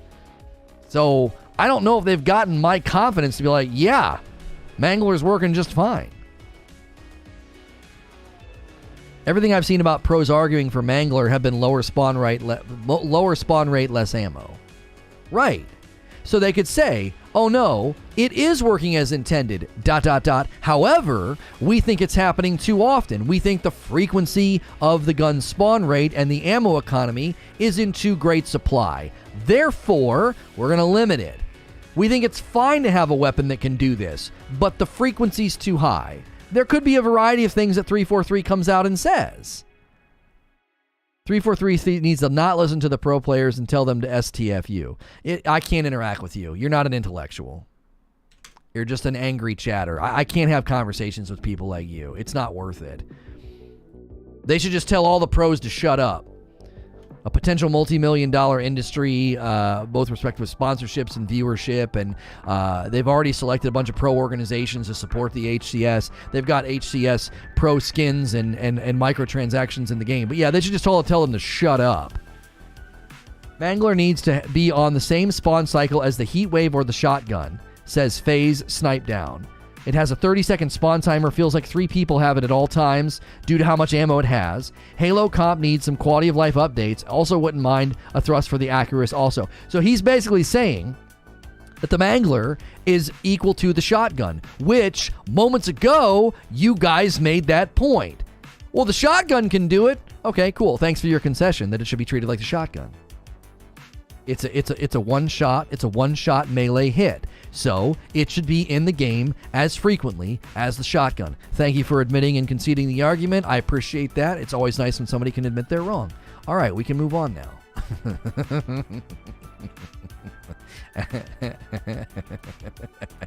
Oh, brother. Sony to make 10 live service games? Okay.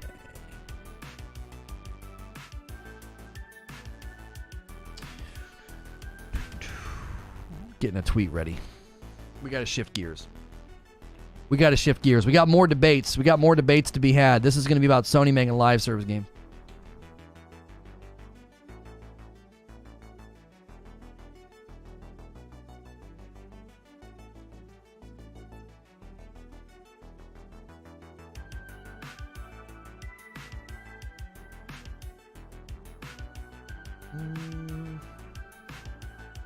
This guy named Tashi says, we've been seeing all the feedback and talking about it internally, especially big ones like the Mangler. With regards to the official methods to give feedback, surveys are on the way. Yeah, so they're listening.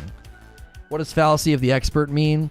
Fallacy of the expert or fallacy of the professional is when you would say, this person is right because they're an expert. Do you see what I'm saying? That's not how you argue if something is true.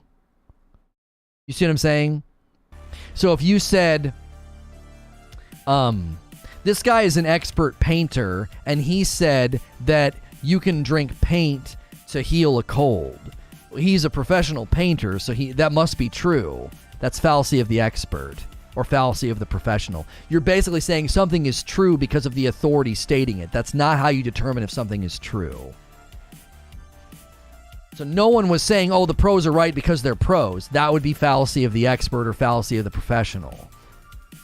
Fallacy of the group is another fallacy. Oh, a bunch of people are stating it, therefore it's true. Yeah. 1,000 people told me today that, the sun was purple. Well, that doesn't make the sun purple.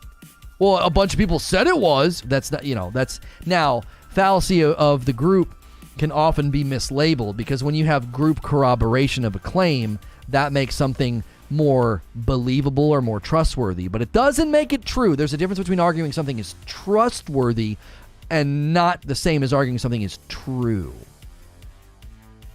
Does that make sense? If 10 different people told me they saw a guy in a red jacket hold up the liquor store, that's trustworthy. It doesn't make their claims true, but it makes their claims trustworthy. Do you see the difference? So you wouldn't say, oh, it happened, it's true, 10 people said so. No, that's fallacy of the group. You just argued something's truth according to just the number of people stating it. But you could argue its trustworthiness, its reliability, and then you could investigate and say, okay, we have reasons to believe this. All right, I'm putting a link in chat. This is where we're heading.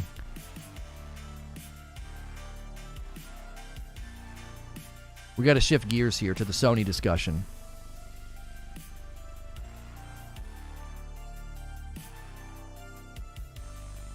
Hey, thanks for clicking on the video. This is going to be another episode of SNTR Gaming News talking about Sony's plans to launch 10 live service games over the next 4 years. I'm going to give you a very quick breakdown right here at the start of the stream. If you didn't catch the live stream and you're watching the VOD, hit subscribe and the bell button. That way you don't miss these live streams. We do them all throughout the week. They're safe for work. They're great discussions, and we appreciate it. I'm actually going to bring people over from the previous live stream this morning. We talked